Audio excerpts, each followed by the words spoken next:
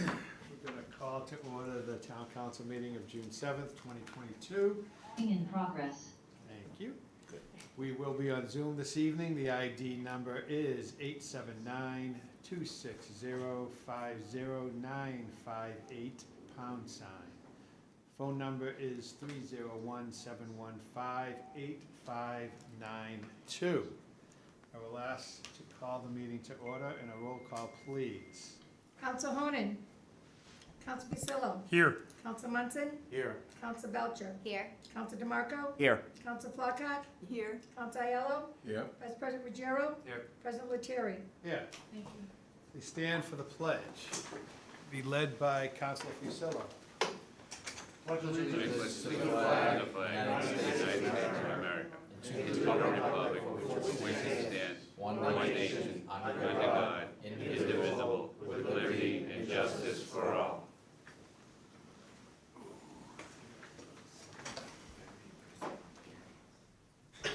We have two sets of minutes to approve. The first is from the meeting from May 17th, as distributed. Do I have a motion to approve? Motion. Motion by Councilor Belcher, second by Councilor Fusillo. Any amendments, deletions, additions? Any discussion? Seeing none, all those in favor say aye. Aye. Opposed, no. The ayes have it. Also, minutes from the special meeting of May 31st, as distributed. Is there a motion to approve? Motion by Councilor Munson, second by Councilor Flockhart. Any discussion, amendments, deletions? Seeing none, all those in favor say aye. Aye. Opposed, no. The ayes have it. We had on the agenda general information recommendations. That will be held over. We'll talk about, I'll just make a brief announcement on that. That was it was discussed as Board of Health presentation on black plastic bags. My understanding is it's not bags, it's black plastic containers. So these are kind of like takeout containers that you might get at a restaurant in town. The issue with the containers, the black containers, they are not recyclable. They are not getting picked up in recycle bins. Something about the color of it.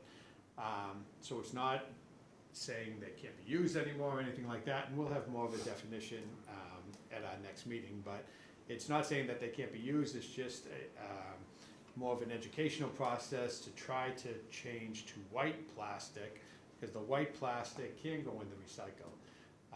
Don't really know why, but so it was more of a recommendation and education process on the black recyclable, lack of recyclable plastic containers. But there will be more on that to follow. Yeah, if I could just jump in there a little bit, it's not, and more than just the black plastic containers, it's black plastic shampoo bottles and like black plastic in general. It's got something to do with the sorting facilities and the color of the plastic and gumming up the works when they are going to sort. So that's the color of the plastic isn't getting picked up. So that's what I was told, but again, more information will follow. We have several public hearings tonight. The TSAC public hearings are continued. As the flood resiliency language change is also continued. We have a CBD parking ordinance public hearing, which I will open and ask Vice President Ruggiero to give us some information. Sure, thank you, Council President. So the Rules and Ordinance Committee met twice on this topic, once last Thursday and once tonight. And, you know, as we heard on May 17th at our meeting, our current ordinances in the CBD area do not reflect the current practice. And the folks who are doing the striping for us down in Winthrop Center needed to get the go-ahead to paint the lines so that we can wrap up that project. They didn't want to paint them based on our current ordinances, because our current ordinances, as we saw, were all out of whack and not consistent with the current practice. So over those two meetings and at our meeting on the 17th, obviously we talked a little bit about what made sense and where parking can be allowed, where parking can't be allowed, and I guess I'll go a little bit more into the finer details in the committee report, but that's sort of the gist there, and there's a motion tonight coming out of Rules and Ordinance related to the striping of the parking lines in the CBD. Okay. So the striping as proposed in the CBD project was conflicting with our current ordinances and asking, our current ordinance, for example, has no parking either side of the street on Somerset.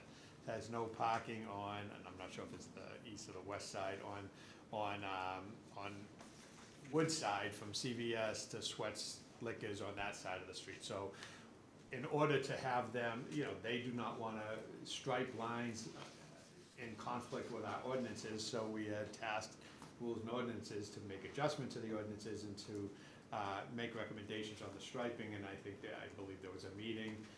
One of the rules and ordinance meetings was there with our engineer Woodward and Coven, along with our DPW director, and I think there will be a motion coming out with a striping plan that will suit our newly changed ordinances. DPW Director Calla, do you have anything to add to that? No, that sums it up. Any questions from the public? Anything on Zoom? Any questions from the council? I have one. Councilor Munson? On this topic specifically, the live parking still unsettles me a little bit. Just knowing human nature, I would expect those live parking spots to be not necessarily adhered to over time, especially if there's not a lot of enforcement. Is a live parking, and this might be a great question for you too, in terms of the signage, if someone's not familiar with live parking, let's say they don't have kids at the Fort Banks or they don't go to the Cummings and do live parking there, is there any intuitive signage that will be able to indicate must stay in car, or is there verbiage on signs in that nature so that people know what live parking is to avoid a whole like confluence of tickets and stuff? I think I would look to the administration and the council to educate people as to what live parking is. I don't think you're gonna fit the definition of live parking on a sign. But that was the intent was to put up just signage stating live parking, and we can certainly, discuss that. As far as the person being in the vehicle, I'll leave that up to the police chief, but I think Yeah, I that's think probably the practice that's what We would look at, we can look at other places, colleges specifically at live parking, Ogunquit, Kittery, and other places that are busy, have busy centers, have live parking only. So we can certainly look at those areas. Ipswich might even have live parking up there, so we certainly can reach out and look at how people are educating, how people are labeling their signs and stuff like that. I would just hate to think that we're putting convenience over safety, and so just ways to make it so that it's very visible, very intuitive would be wonderful. I'm sure the North End has problems like this all the time, so they must have ways around it, so, well, thank you. I think we're being, and for those who, we're not getting into the details yet, which we will, but, and to make people aware of the safety that we are going to, we are creating two fire lanes that did not exist. So we are taking the safety extremely important, and the fire chief, police chief have weighed in on these, and there will be a fire lane on Somerset, on the, I guess I can say the Sweats Liquor side of the street, with approximately 60 feet or so, which would take basically 3 spots, which would be live parking. It would enable a fire truck to have wheels to the curb on that side of the street, which would enable a ladder to get to the top floors of the new apartment building at the Old Family Dollar location. State laws say that the ladder has to be able to get to the top floor at a certain pitch or degree. It can't be more than a 70-degree angle going up to the top floors, and this would enable them to meet that requirement. And that will be a live parking location. So if someone wanted to stay in a car live park, it's pretty self-explanatory. They would then, someone else would be able to run into, for example, the Book Depot and grab a coffee and come back and take off. You cannot go there and live parking, you would not be able to go there, shut your car off, go in and visit a relative, or go home, or take a nap, or whatever. You can't do that, you can't. So, that would be on that side of the street, and then there will be a fire lane on Woodside Ave, across from, I believe there's 3 triple deckers there, It would be across from two of them. One of them, there's a curb opening across, so it's not needed. The other one would be from a fire hydrant down to the curb opening, which would eliminate 2 parking spots. But again, it would enable us to err on the side of caution in terms of safety and be able to get a ladder truck in the area that would be able to, with the right pitch, get up to the top floor of those triple deckers if, God forbid, there was any sort of incident that required that. And we will go more into detail on this when we bring up the motion. Any other questions during this public hearing? Seeing none, I will close the public hearing. I will now open a public hearing on the tree ordinance. And again, I will ask Council Vice President Ruggiero to lead us in conversation. There are going to be a lot of repeating themes tonight, so everyone buckle up. But the tree ordinance. So as we know, this has been a long time coming. It's a little bit unfortunate that this is coming to a vote tonight without Councilor Honen's presence. She was instrumental in getting this thing off the ground as it was being called for by the public, and she really did a lot of the legwork getting it to the point of rules and ordinance so that our review at that point was much more streamlined and easier. But we talk about the tree ordinance, but it's really 2 separate motions coming out of rules and ordinance. The first is to establish the tree committee, so that's an amendment to council rules. A lot of our committees live within the council rules, if you're familiar with them, which we all should be at this point. So that is the likely home for the tree committee to live in, and it will be memorialized and established there. The second motion is the ordinance itself, which is new. So this is a new ordinance on our books. It describes the intent of the ordinance, which is to protect and preserve public trees within the town of Winthrop. We define some key terms, and including the tree warden, what their qualifications, duties, responsibilities, and powers are. And really the meat and potatoes of this ordinance is the permitting process. Our tree removal permitting process was never established in the town record, and this ordinance accomplishes just that. It sets a process in place for someone to pull a permit to do work on public shade trees in town. This also, it doesn't establish the tree donation fund, but it memorializes it and puts it in writing that the tree donation fund exists. It was confirmed with Robbie that this fund is actually alive and active, so it's good to kind of like bring that up in the public as well. This ordinance establishes a tree memorial program, and it also has a separate landmark tree designation where someone can designate a tree as a landmark tree if it has a historical or cultural importance, and it can be, a plaque could be placed next to the tree. And so it does a lot of things like that really we never had established in the past. And, as we go, this is something that can be, manipulated and updated as we see. But I think this is a great starting point here for something that's been called on us for quite some time now. So. Again, we'll get into it again later on, but that's the gist. There's a question from the public on the tree ordinance. Is there questions from the council on the tree ordinance? And this will be brought up again in old business. We will close the public hearing on the tree ordinance. We will open a public hearing to vote to transfer $150,000 from Capital Stabilization Fund to the Revere Street TIPS project. Councilor Fusillo. Right, so we discussed this a little bit earlier. This is an ongoing project, the TIS project that's moving into the engineering phase.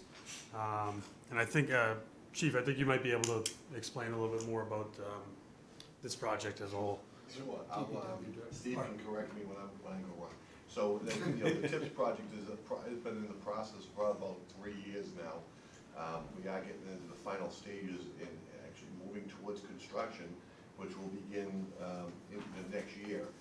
But part of this process, we have to identify any takings that we have to do. And by those takings, we have to either temporary or permanent takings, we have to compensate the landowner of that taking unless they voluntarily donate that taking to us. And there's a form for them to do that. And we're hoping a lot of people will do that, especially on the temporary takings. Is working on their driveway, we're temporarily using their apron and stuff like that. So we're hopeful, but again, we have to pay appraisers to actually go out and appraise what the fair market value of that taken would be, and, you know, this transfer helps fund that portion of this project. And it's vital that we transfer this money now, so we can get that work done, because that's about a 9-month project of title searches and appraisals and everything else. And just to be clear, the majority of this money is for the final engineering and design submission for the project. There will be additional costs for additional appraisal work, legal expenses for title examinations as part of that, and then the actual fees for purchasing the easements. So there will be more funding needed, but this will get us to the final submission for engineering, design, and certainly the start of the appraisal work. It's about a $6 billion project, and we're estimating, you know, that finishing this of $800 to $1 million worth of town money on top of that $6 billion that we get from the state. So that's a quick estimate of what it could cost if all these people want to be compensated. Other questions on the council? Councilor Aiello? So that's, you said about an $800 to $1 million that we have yet to spend, so additional spend in order to match the state money on this, okay? Yeah, I mean, All right, it good. could come in a little bit lower. That was estimated on what they did down in Howell, when they did a similar project down in Howell. Their property value could be a little bit higher than us, but Okay, thank you. The vast majority of costs will be for the easements. Yeah. So we're responsible for the engineering and for. No, the I just want to make sure easements. it's net new as opposed to what we've already spent, Yeah. plus forecasted spend, so it's a forecasted I spend. mean, in the end, it's, you know, in the end, it's probably a $7 million project, and we're getting funding for roughly 93%, basically, you know, kind of like that, or 89%. Any other questions? Vice President Ruggiero? Could you just remind us and the public again, like what the point of this project is and some of the benefits that the town's gonna receive from them once it's done? No one likes construction. Well, I wanna say no one, but the day-to-day traveler and commuter doesn't really like construction. So can you just remind us sort of what the net positive here would be to the? So, I mean, it's a full roadway reconstruction project from McGee's Corner up to the Crest Ave intersection. All, you know, full sidewalk restorations. They took in, they've been in communication with the MBTA to make sure that our bus stops were positioned properly, make safety improvements to incorporate pedestrian safety and bike lanes and bike access. All new instrumentation and signaling in both of the intersections, preemptive warnings, reconfiguration of the intersections to make them more functional and safer and shorter crossing distances, things of that nature. And I just want to underline pedestrian safety on this project, because it, you know, McGee's Corner has been an area where multiple pedestrians have been struck. So the audible signals and stuff like that it's gonna make a difference. Councilor Aiello? Yeah, so I've looked at the plans, and I think the plans are gonna be a great improvement over what's there today. But following up on Steve's point, kudos to the project team that's advanced through the whole COVID area and all of that. But it will be a highly disruptive project, as these kind of projects happen. We'll change a bunch of things, there'll be interim conditions.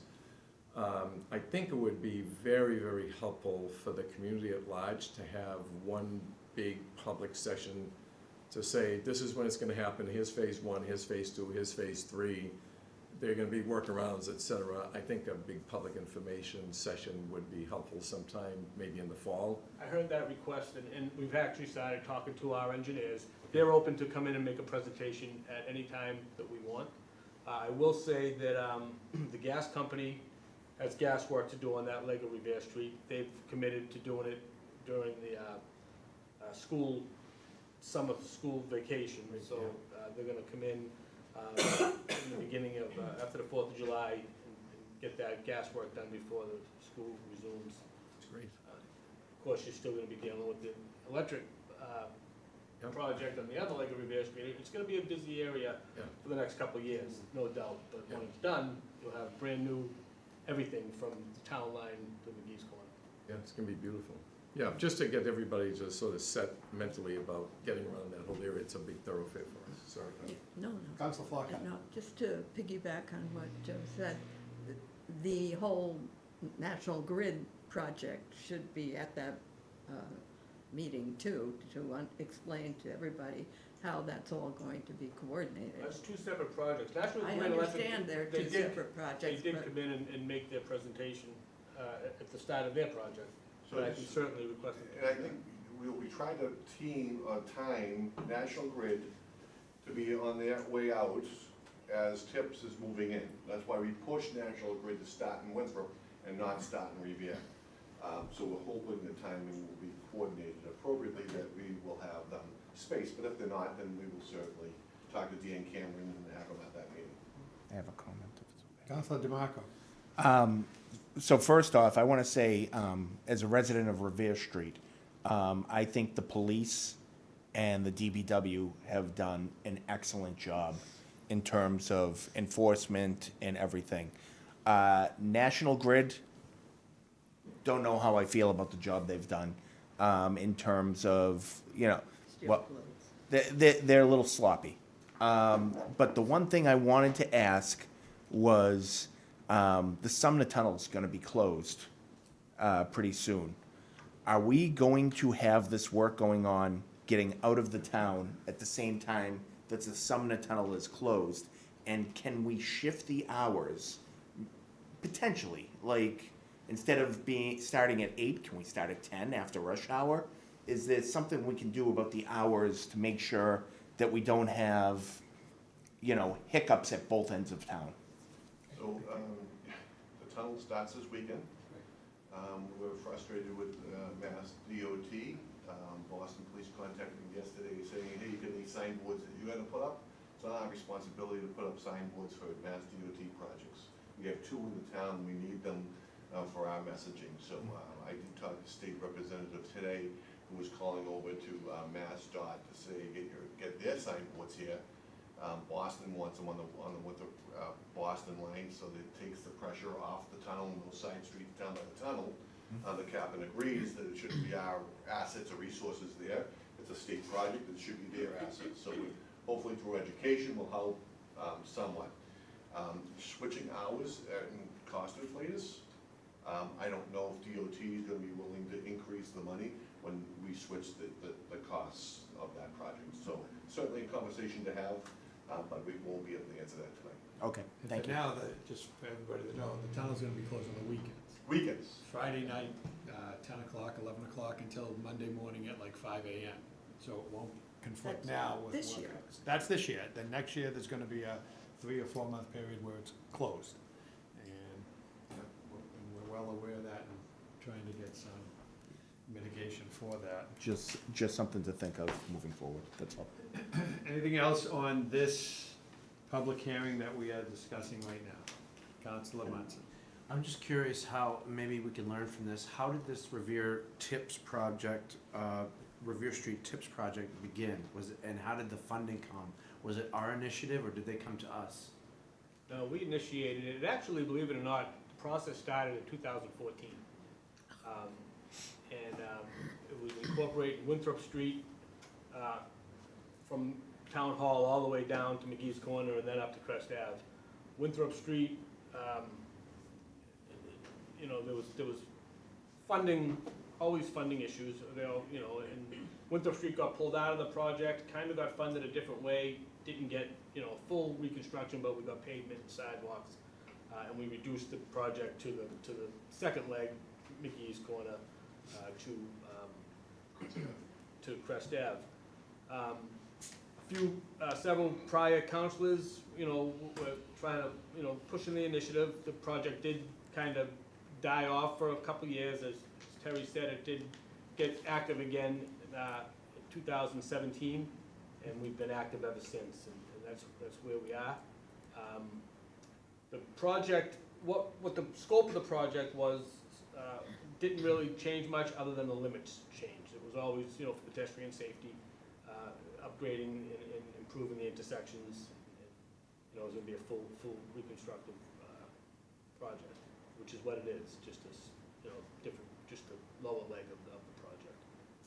Maybe we could use some of the leftover monies to get more of those signs so that we can do education as people drive by all the time, so it's just I don't know think about anything about that. money. But wishful thinking. But we could certainly start another tip process for Main Street, Route 145, Pleasant Street. I mean, there's other areas that certainly need the same type of attention. And it's a great process incentive in the sense that they fund construction, all construction costs and all administration, but of course you've got to fund the engineering, which is usually at least 10% of the cost of any project, if not a little bit more.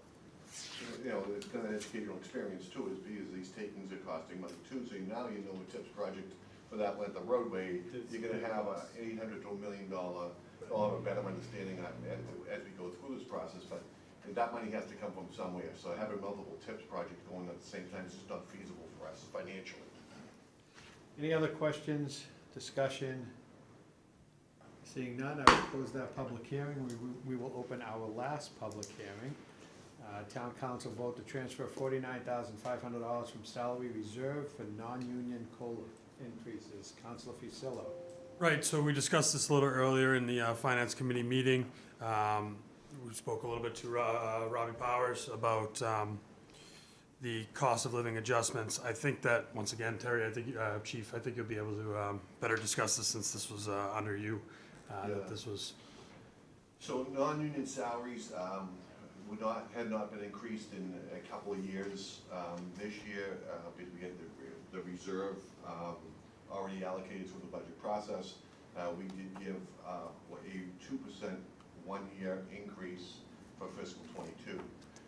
That represents that COLA that you see the transfer for. Now that transfer will go back to fund the personnel lines for that increase for this 1 year. So, you know, this is consistent with our wage packages that we've been offering union employees, although not as long. It's a 1 year, 2% deal. So this is non-union, non-contractual employees. This involves over a dozen different departments, smaller departments. And this money has been accounted for in salary reserve line, and these increases are reflected in fiscal '23's budget already. Any other questions on this? And again, we will be bringing this up under old business as well. Any other questions on salary reserve from the public? Anything else from the council? Seeing none, we will close that public hearing. Now we'll continue a public hearing from fiscal '23 budget. And again, I want to thank the Finance Commission for last week's meeting. I think it was the first time we've done this, and I think it went fantastically. I think Matt did a superb job in giving us a presentation on the budget and the recommendations from the Finance Commission, but to have that separate meeting where we were able to take a couple of hours to really dissect the budget, ask questions, get questions answered, look at amendments, change amendments, vote on amendments, I think was incredibly beneficial for the council and for the public as well. The council has the opportunity to make amendments to the budget this evening. We're going to have about a dozen motions to formally pass the budget in old business, but here is an opportunity now to, if there was anything else that was discussed or not discussed or that you would like to bring up, now is the time to do it. And I'm gonna ask first for any comments from the public on the budget, or any comments from Zoom on the budget. All right, seeing none, I am going to theoretically throw the gavel over to the Council Vice President, and I would like to be recognized to make a motion. Yeah, the chair recognizes Council President Lettieri. All right, and again, as I'm making the motion, again, I want to thank the Finance Commission.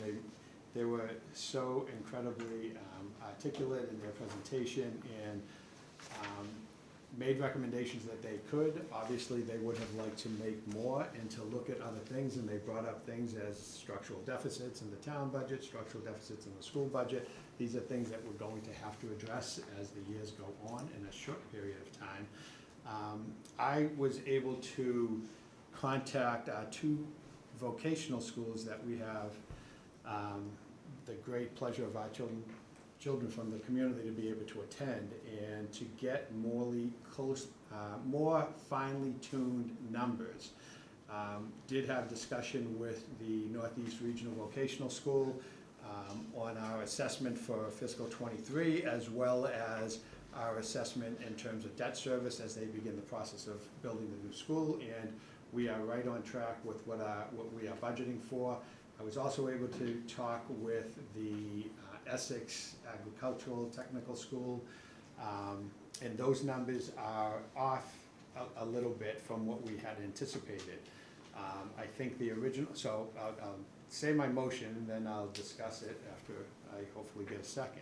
So I have a motion to decrease line number 013-2153-532400, decrease it $55,000 from $149,751 to $94,751, and increase the school appropriation line number 01300 by $55,000 from $23,742,750 to $23,797,750. So this shows that there is, well, I'll ask for a second for discussion. Second. I'll ask for a second for discussion. There's a second by Councilor Fusillo. Any discussion on the motion? Councilor President Lettieri. Thank you, Council Vice President. So the decrease is the line in the appropriation that we had for the Essex Tech School. We had anticipated on more students going in. The Essex Tech School, we have 5 students currently enrolled. We have 2 students graduating. We have 1 student that's been accepted. We also have a couple students on the wait list. The wait list right now is currently 911 kids. So they said we should feel pretty comfortable with our, the number of 4 students for next year. They gave me the cost per student and the cost for transportation. Right now, we have budgeted $149,751. I feel very comfortable in reallocating that $55,000 for kids that we do not have going there, and to reallocate it to the children in our town that are going to our Winthrop Public Schools. So I think it's, it's an educational switch, basically. We still have ample funding for the Essex Tech tuitions that we will be responsible for this year. The schools right now have a deficit of roughly a little shy of $700,000 for level service. This is not going to cure that deficit, but it's going to help it slightly. And believe me, I looked up and down this budget for other monies to make amendments to, for other items in regards to maintenance and such, and it's a very tight budget right now. And again, kudos to the former town manager, Robbie Powers, new town manager, the finance commission. But I do think that this motion is worthy of consideration, and I am asking for support in this motion. Council President, Council- sorry, I'm sorry, Vice No, President, I see to you. Council DeMarco. Go ahead. So this roughly adds $50,000 to the school budget? $55,000 to the school budget. Councilor Belcher. What's the cost per student when you include the cost of the school and transportation? For the school, for the, I feel like Jen Psaki going through my little book of notes here, but for the Essex Technical School, the per child expense is $18,766. The transportation cost is $1,750 for a total cost per child of $20,516. So this 55K is essentially 2 and Essentially some 3 freight. bodies that we Okay. had expected that, it still leaves a slight buffer in that line for any specific reason. Okay, because earlier this year, we had transferred money to cover additional students that we hadn't anticipated. Mhm. Are those included in Yep. those 4 students? Yes. Okay. Any other questions? This is a public, we're in public hearing. You're in a public hearing, so you. Yeah, so is, Could you tell me what the per pupil expenditure is at the Winthrop school system right now I currently? will redirect to It's a Councilperson little, Lettieri. it's apples to oranges a little bit, because when we're looking at the amount, for example, 17,000 and change, or 18,000 from Essex Tech, and if we look at, for example, if we look at the appropriation and the budget for the schools at the appropriation at roughly 22 million, and divide that by 2,000, it's like 12,000 a student. But what it doesn't include, that these other appropriations do include, is, for example, benefits. So the benefit package, health insurance alone is over $3 million. That's not included in that $12,500 number. Unemployment insurance, Medicare insurance, other items that aren't in the school budget but the town pays for. So, you know, it looks right away like, oh my goodness, we're spending $12,550 in town and we're spending $18,000 out of town. But it's apples and oranges a little bit. But I will get you an inclusive number. Can't do it off the top of my head, but I'll get you an inclusive number with everything that is accounted for in the school budget and in the town budget that goes to education, and come back with an answer for you. Ma'am, I'm sorry, just could we have your name and precinct for the record? Yes, precinct 5, Maureen McAdams. Thank you. If you did that already. Thank you. Councilor DeMago. I, just real quick, I mean, this isn't anything, but $55,000 is a start. I mean, I think the school needs more. I think they need a couple $100,000 more, to be honest with you. So I want to make sure that we're mindful of moving forward. Let's make this start, let's make this motion, and then moving forward, let's find a way to get the school more money. Councilor Munson. Should we expect to, make these adjustments per fiscal year based on the number of kids that end up attending? So we did one before to add money, now we're moving it to the, and so should we expect it again next year? We're trying to I'm trying to make sure we vote on a budget that's as transparent and honest and up to date as possible. And these numbers are from yesterday and today, after speaking with the financial representatives from the town. And I think we have always tried to make our budget as transparent as possible. But when we have the opportunity to literally call and get numbers, so we will be 100% on board, I think it's worthy. And it's very difficult. Sometimes, you know, you're looking at 13 or 12 communities at the Northeast Regional, and you're looking at more communities than that involved in Essex Tech. And to track down these people and get numbers, it's difficult. The vocational school in Wakefield does it a little different, that they're looking at students that were enrolled as of October 1st of 2021 for our fiscal 23 allocation. So it's a little different, it's a little easier to get numbers a little ahead of time, which is why, you know, when the chief and Robbie did the budget, they were literally dollar for dollar, pretty much. And for Essex Tech, it's a little more difficult, it's a little more of a moving target to try to track them down. I think the chief and the assistant CFO always wanted to err on the side of caution to make sure that we had appropriate allocation there for them. But now that we see that that appropriation is slightly higher than we had anticipated, we're able to move education dollars to education Makes sense. facility. One last Councilor question Munson, on that same point. So can you reiterate what you said about the number of kids in Winthrop going to Voc School now, and also the possibility of kids in Winthrop going, additional kids going? Is the number going to change now that we have a new school that's been approved in the future, or?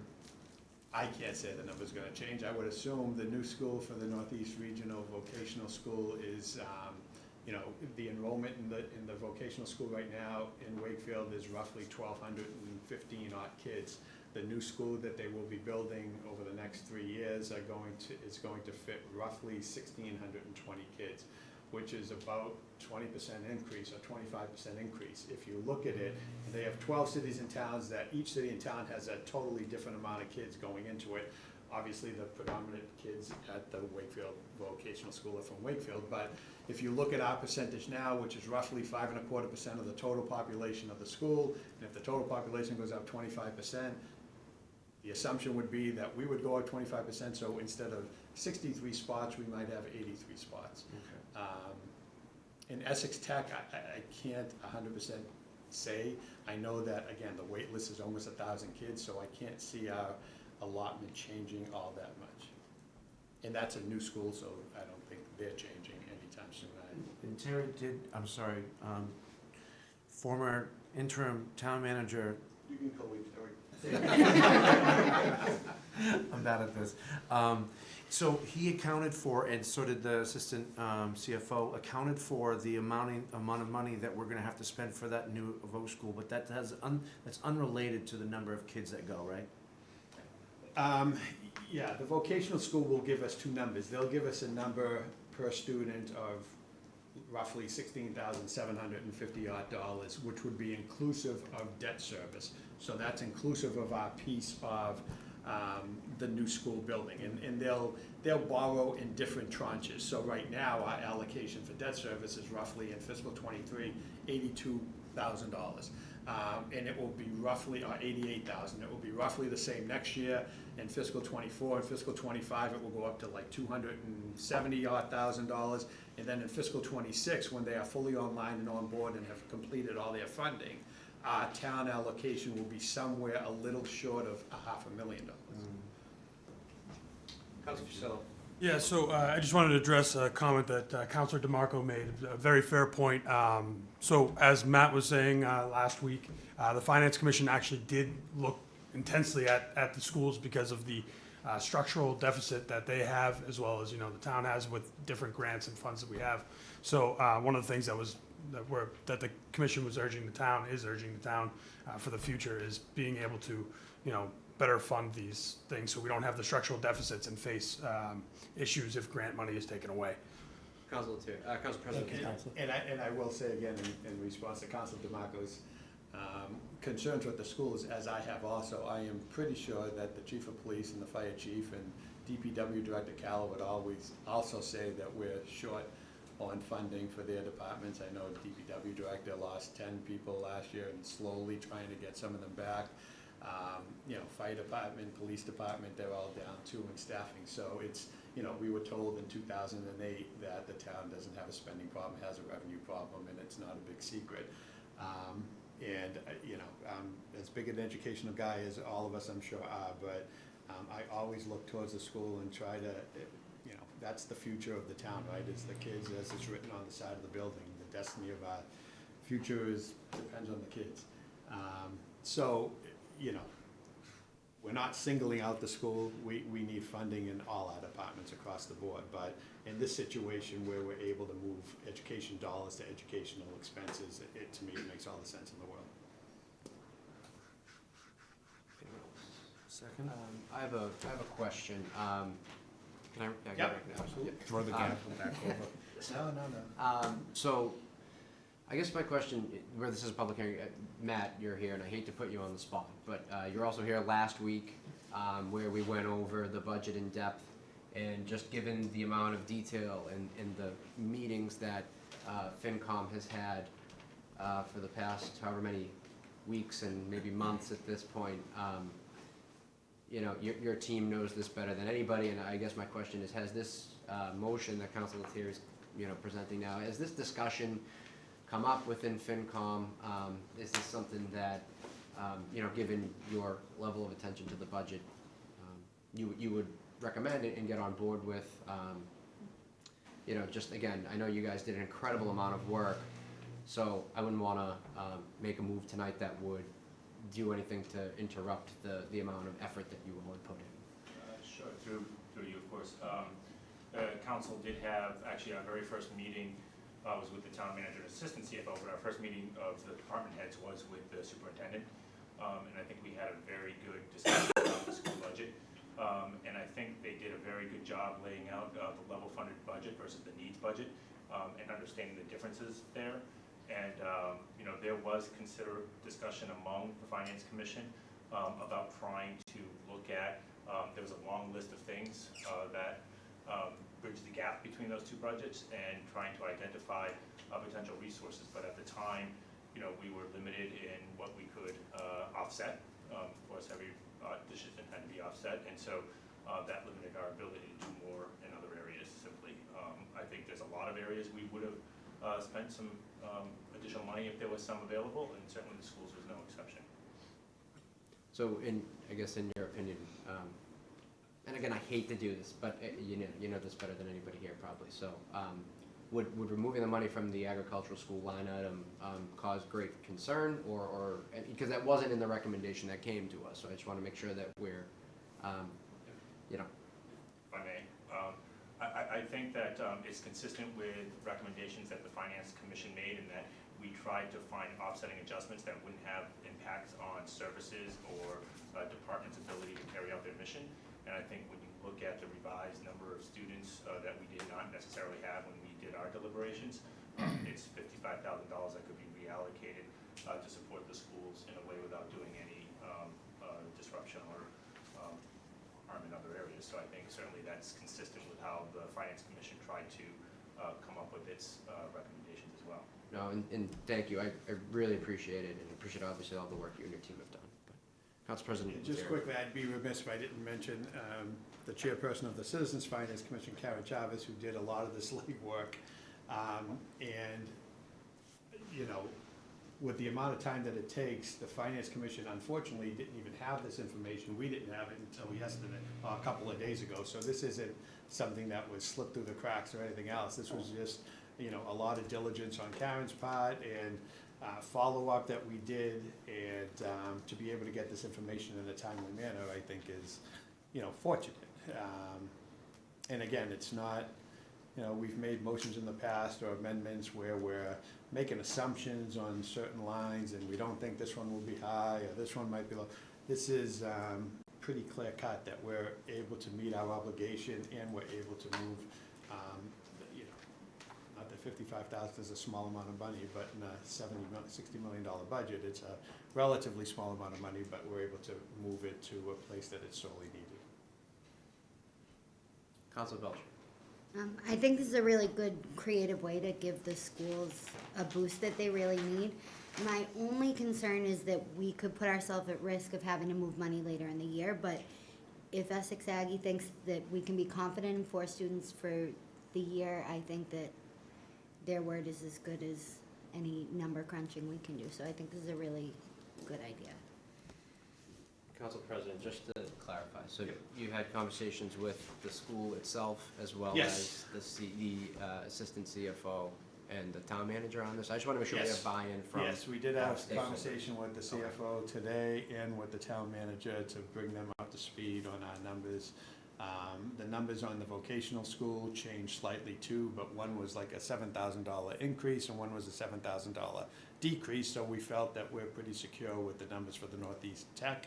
This number came in significantly lower, so both Robbie and town manager Marino felt comfortable with this motion.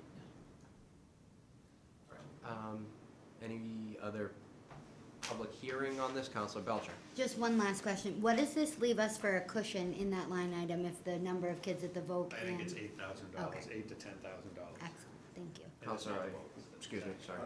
Councilor Aiello. Well, only if we're done with this. So we're still in the public hearing. Well, the on public this. hearing, but you could vote on the motion and then continue the public hearing. We could go back and continue. So, Can I move the motion? Are we looking for a Yes. motion? yeah, I okay, was so. just trying to figure out how to. I move the motion. Okay. Second. So, That's right. Council Ayala just moved the vote. You can vote now. okay, so we had a motion made by Councilor Lettieri, second by Councilor Aiello. So you don't even mind. Yeah. Fusillo, okay. All right, so we make a motion to end discussion. Yes. Motion by Councilor Aiello to end discussion, seconded by Councilor Munson. Munson. Hearing from the clerk that we are allowed to take a vote during a public hearing, I will ask for a roll call vote on this, Main motion. on the main motion. or on the amendment to the budget. My assumption is that we're going to vote the budget in an old business. Yeah, you're making a motion to, are you Oh, voting I'm sorry, on we're moving we're the voting question? to, Just that transfer we're here voting to Close close debate, correct. Yes, okay. So this is a vote to close debate. on This, That the motion. correct. school Yes, topic, correct, yes. thank you. Which you could just. Do we need a roll call? We can Okay. decide. All in favor? Aye. Discussion is closed on the amendment to the budget. The motion is closed to end debate, End and debate, now we'll correct. take a roll call vote if you so Yes. choose. And let's, okay, I will ask for a roll call vote on the motion itself. Council Honan. Council Pisillo. Yes. Council Munson. Yes. Council Belcher. Yes. Council DeMarco. Yes. Council Flockhart. Yes, Council Aiello. Yes. Vice President Ruggiero. Yes. President Lettieri. Yeah. So now can I ask a Now I'll take the gavel. procedural Okay, I question? will hand the gavel back to Council President. All right, we're Lettieri. still in the public hearing on the budget. Any questions on the budget? Councilor Procedural Aiello? question, Yes. similar to what you just went through, if I have any topics I want to have discussed, do I have to raise them now or under the old business part of the? You could raise them under the old business. Under the old business, we're basically gonna be going through the motions. If you have, if you have an amendment, now would be the time to bring it forward. Now would be the time to bring it Yes. forward. Okay, so I have an amendment. I would like to propose that we take, we have a capital stabilization amount of $704,712 in the proposed budget.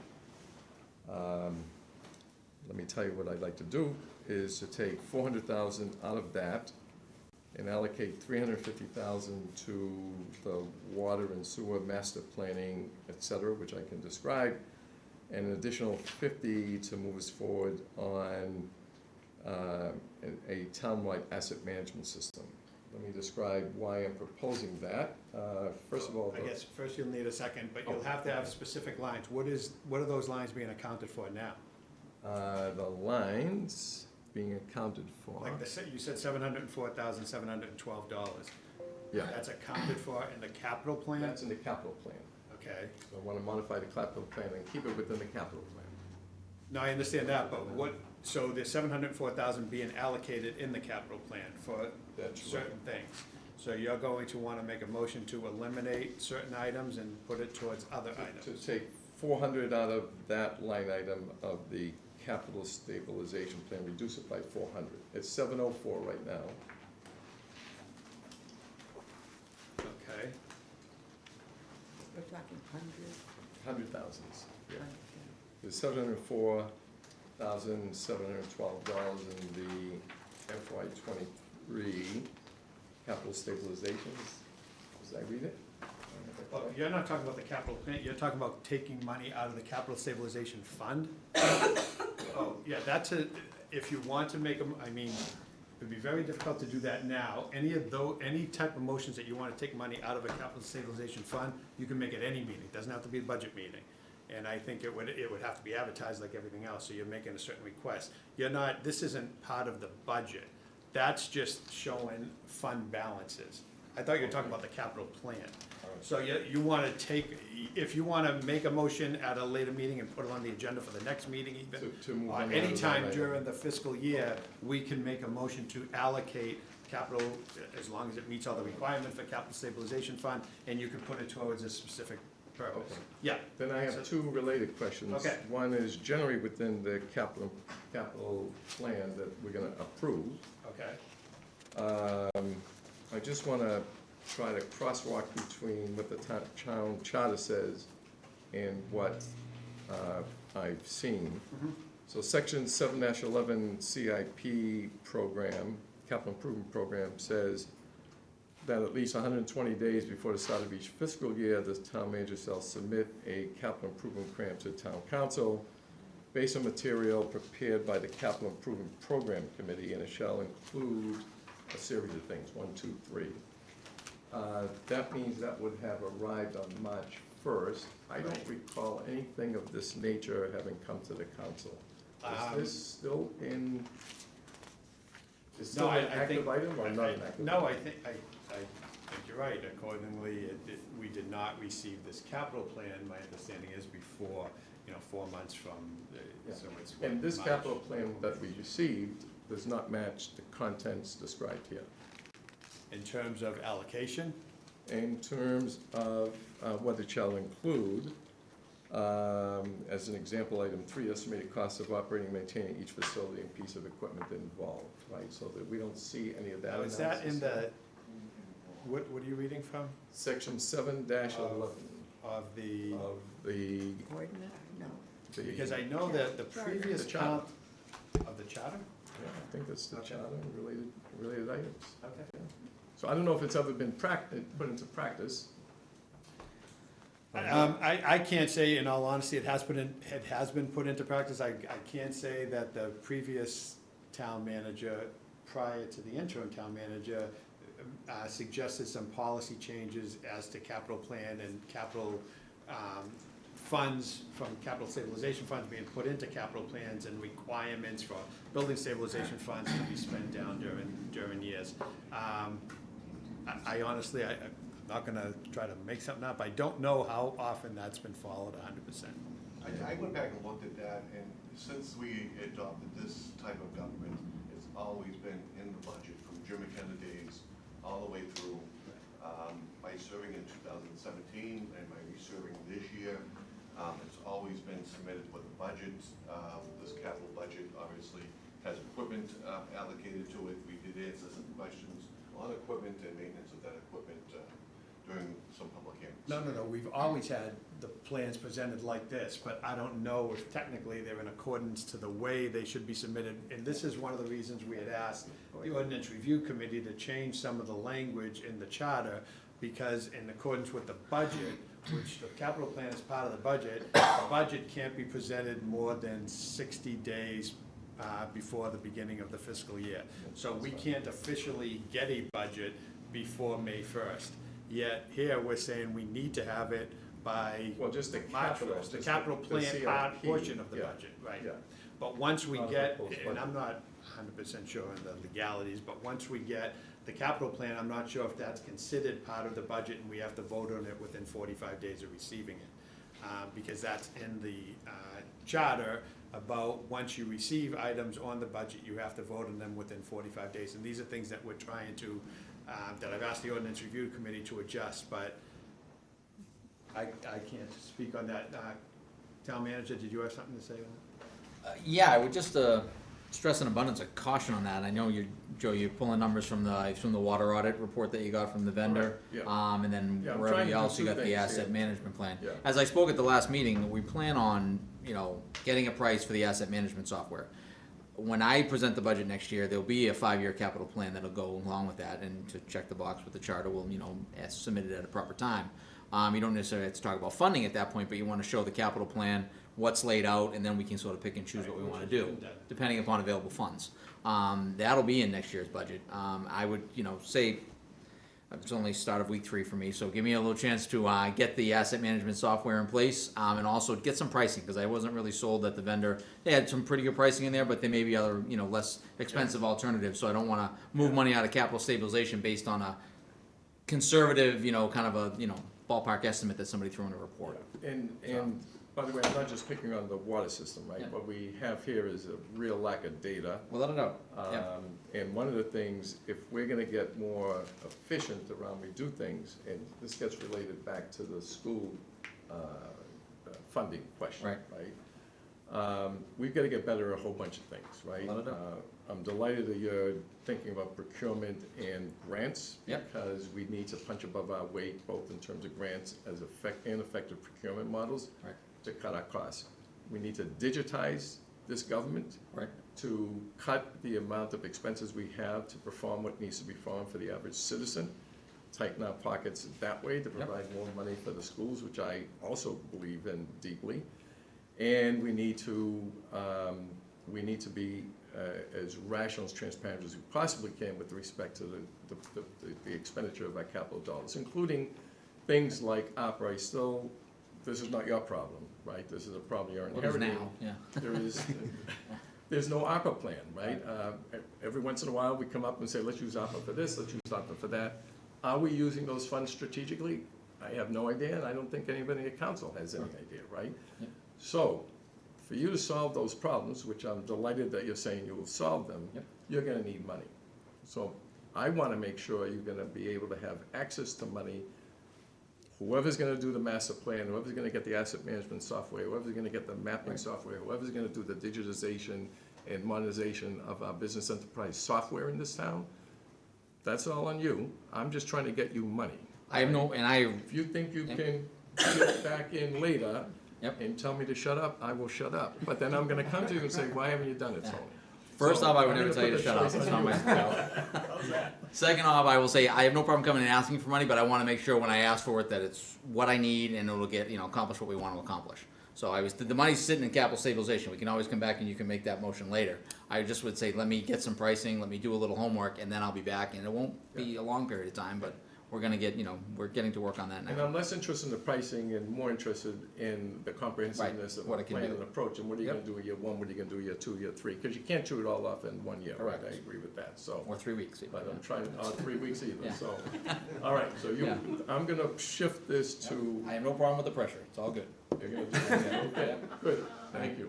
I'll withdraw what I had said on Awesome, thank you. that. Council Vice President Ruggiero. 2 points on this. Section 711 of the Charter of the Capital Improvement Program, this is something that came up in Charter and Ordinance Review Committee. I would expect, we discussed it a little bit, and,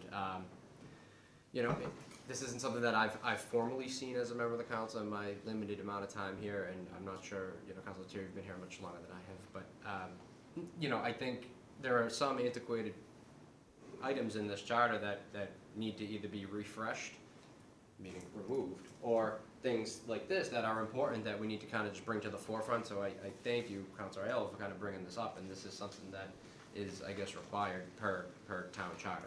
The second point is to the motion that Councilor Aiello was planning to make, just throwing out an idea, perhaps under new business, you could make that motion and have it referred to one of our council subcommittees just to keep the conversation ongoing. Maybe that's another procedural way to get to the That answer would that be we're great. looking for, just so that it doesn't fall off the radar. Can I make a And again, we're still on observation? the budget. Yeah. Just an observation on this. I think the language is actually very good, right? The comprehensiveness of it. I've never seen a capital plan, 5-year capital plan, that's just a bunch of numbers, right? That's impossible to understand what the pathway is for a community. This describes a document, and I think it's well-funded, well-founded and well-described. I think there's an issue of timing, I agree, that maybe needs to be revisited, but I think the content here is actually. I think the content is good, and we have had 5-year capital plans, and I look at them, there's old budget books in the council chambers, and I'll look back and, just kind of look at the 17 budget and say, okay, did we do the stuff we said we were gonna do in 2022? And, no is usually the answer. And it's, for a multitude of reasons, it's not because we didn't want to or the projects weren't necessary. And a lot of the capital plans in the past have been, we're gonna do this in fiscal '22, and this part of this continue it in fiscal '23, '24.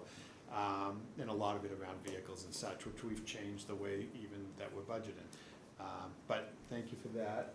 Okay. Anything else on the public hearing on the fiscal '23 budget? Close the hearing of the public. Budget. Public comment, first round. We'll start with Zoom. We'll go to the public in person. There will be a second round. Correspondence. Oh, I'm sorry. Mr. Dodd. A little bit slow. Name and precinct. Paying bills. The comment I'd like to Name make and is precinct, Mr. Dodd. concerning the trees. Name and precinct. Oh, Yes, I forgot, nobody knows. Jack Dodd, precinct 3. thank you. I'm concerning the trees that were cut down and the branches cut off in front of the Atlantis Marina. There's been a lot of talk about it, but I don't see any action. I want to know if if this matter has been resolved financially to the town. I do not believe it has been resolved. I do not believe it's because of a lack of effort. I think these things take time. I will ask the town manager if he has an answer to your question right now. If not, we will definitely get back to you. Yeah, I'll have to get back to him on that. I don't have the final answer on that. We're still working through it to try to get the financial restitution. But it on has that, not but been yeah. Well, forgotten. thank you, I that's where I guarantee was you going that. with that. I wanted to make sure that it was gonna be handled by the Yep, absolutely. top guy. Thank you very much. Thank you. All right, now we will go, we have one on Zoom. Yep. Shannon Poulos. Shannon, name and precinct, please. Nichols, precinct 3, just a quick question, and you don't have to address it right now, maybe it's later on, but in the tree ordinance, if the ordinance would require private property owners to also require clearance on tree removal, if that could just be addressed later on. I couldn't find the actual ordinance, but if somehow that could just be clarified later, that would be great, thank you. Thank you. I'll ask Vice President Ruggiero now. Did you have an answer? Yes, I do have an answer. The answer is no. It only applies to public shade trees. Shannon, there is a draft ordinance posted on the town website, I believe. I'll just confirm with the clerk, but it's there, so. But yeah, it only applies to publicly owned trees, public shade trees as defined by Mass General Law, so. Thank you, Shannon. Now we will go to correspondence. Council Clerk? No, I received none. Councilor DeMarco? I got correspondence from a resident asking for more access to the track at the high school. 100% agree with that, and we had discussions on that today, and we will be getting back shortly with that. There are posted limited access through the summer months now, but I 100% agree with the correspondence, and we will be getting back on that. Committee report, Council Vice President. Apologies, I have two pieces of correspondence that I had promised I'd mention tonight. One is a request from residents on Locust Street to include 1 to 4 families in the trash program. We had heard from some folks on Cottage Park Road, but another set of folks on Locust Street had sent me an email directly. And I also have a question related to Center Business District parking, payment in lieu of parking, that ordinance there, from a resident who came up in a subcommittee, and I believe that resident has a response in their email from the TSAC chair, Mike Kennedy. Thank you. Council Flockhart. Steve reminds me that I did receive correspondence from a constituent who was concerned about the traffic with the new detour that's sending the traffic up through the Highlands, and some of it has been very aggressive driving. Our police chief did address the information, and the constituent is okay at the time. Thank you. Councilor Aiello. I was approached by a constituent who asked if we were doing any kind of memorial for the June 27th incident from a year ago, so. We will be doing a memorial. There'll be more information to come on that. Great. Yes. Councilor Munson. Someone wanted to bring it to the town's attention that the CBD ordinances had been changed and not codified, so that it is important to know, and I can follow up with more detailed information as to when it was changed, but that if there is a parking spot in lieu of a parking spot in a development in the CBD, it is not $2,000, it is $20,000. And that is a rule in place now, and it's just not been codified so that it's easily accessible online. Okay. Okay. Mr. President, are you still on the public comment? We can be if you would like to. Just a consideration on the 1 to 4 families that Council Ruggiero brought up. You know, if we're gonna include 4 families, then I think it's a good time to re-examine composting. And if we're gonna include the 4 families, it maybe helps to have those 4 families composting to improve recycling and improve lowering our tonnage, because 4 families are much different than a single or 2-family house. So, you know, they'll be adding more tonnage, so if we can offset that tonnage by asking them to voluntarily sign up for composting. I think it's a give and take. Thank you. Thank you, and I'm sure there will be a few more public meetings with the subcommittee on that before we come back to the council. That's it for correspondence, written correspondence. Committee reports, Finance Committee. Yes, so we met before this meeting for a while, and we had 4 main motions to discuss, other than the ones that will be discussed later under old business. But we discussed 2 of them under public hearings, which was the salary reserve transfer for the non-union cost of living adjustments, as well as the Revere Street Tips project. So the Revere Street Tips project was in the amount of $150,000. The salary reserve transfer was in the amount of $49,500. And the additional 2 motions that came forward to the committee, to the subcommittee rather. First one was a transfer from the salary reserve to the town manager line. And the motion reads, I move that the town council vote to transfer $24,000 from the salary reserve account to the town manager department personnel account to cover the cost of town manager's contract or take any other action thereto. That was in the amount of $24,000. And the last one was regarding surplus DPW vehicles.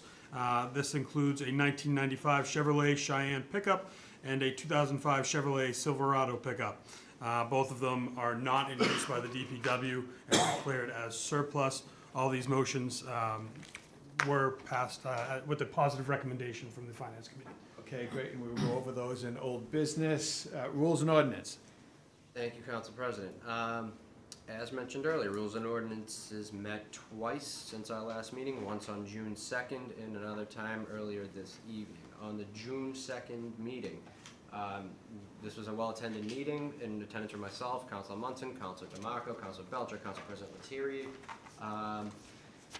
DPW Director Steve Calla, Art Leventis from Woodward and Curran, Mike DeLuiso, the Town Hearing Officer, and the TSAC Chair, and we discussed Center Business District parking and striping. Also in attendance from the public were Mr. Lacerdo, who is a key stakeholder. He owns the Sweats Liquors building, and Betsy Shane from the Chamber of Commerce. So some folks with some firsthand experience down in that area. To go over the highlights that I think most of us are familiar with from the presentation made on the 17th, the committee discussed a fire lane on Somerset Ave, which Council President Lettieri had mentioned today. This is in front of that Book Depot area. This was a recommendation that came to us from Fire Chief Wiley in order to achieve the appropriate angle of the ladder to put out a potential fire in the new, we'll call it the Family Dollar Store building. That's something that, he said that they need there in order to park the truck right up on the curb so they can achieve that appropriate angle. There was some debate about whether or not this should be no parking or live parking. And ultimately there is a recommendation coming out of the committee tonight that has it as a live parking area, and we can get into that when we read the ordinance later, but there was some debate within the committee on that. Another key topic was parking in front of a public assemblage. The committee had to go back and identify what a public assemblage was, and that definition will be read as a part of the ordinance, but previously no parking was allowed in front or around French Square because technically that was a public assemblage. However, people have been doing that for years. And so the committee agreed that we should continue the practice of being able to park there, and we will be updating the ordinance to allow for parking in front of that public assemblage only, not other public assemblages in town.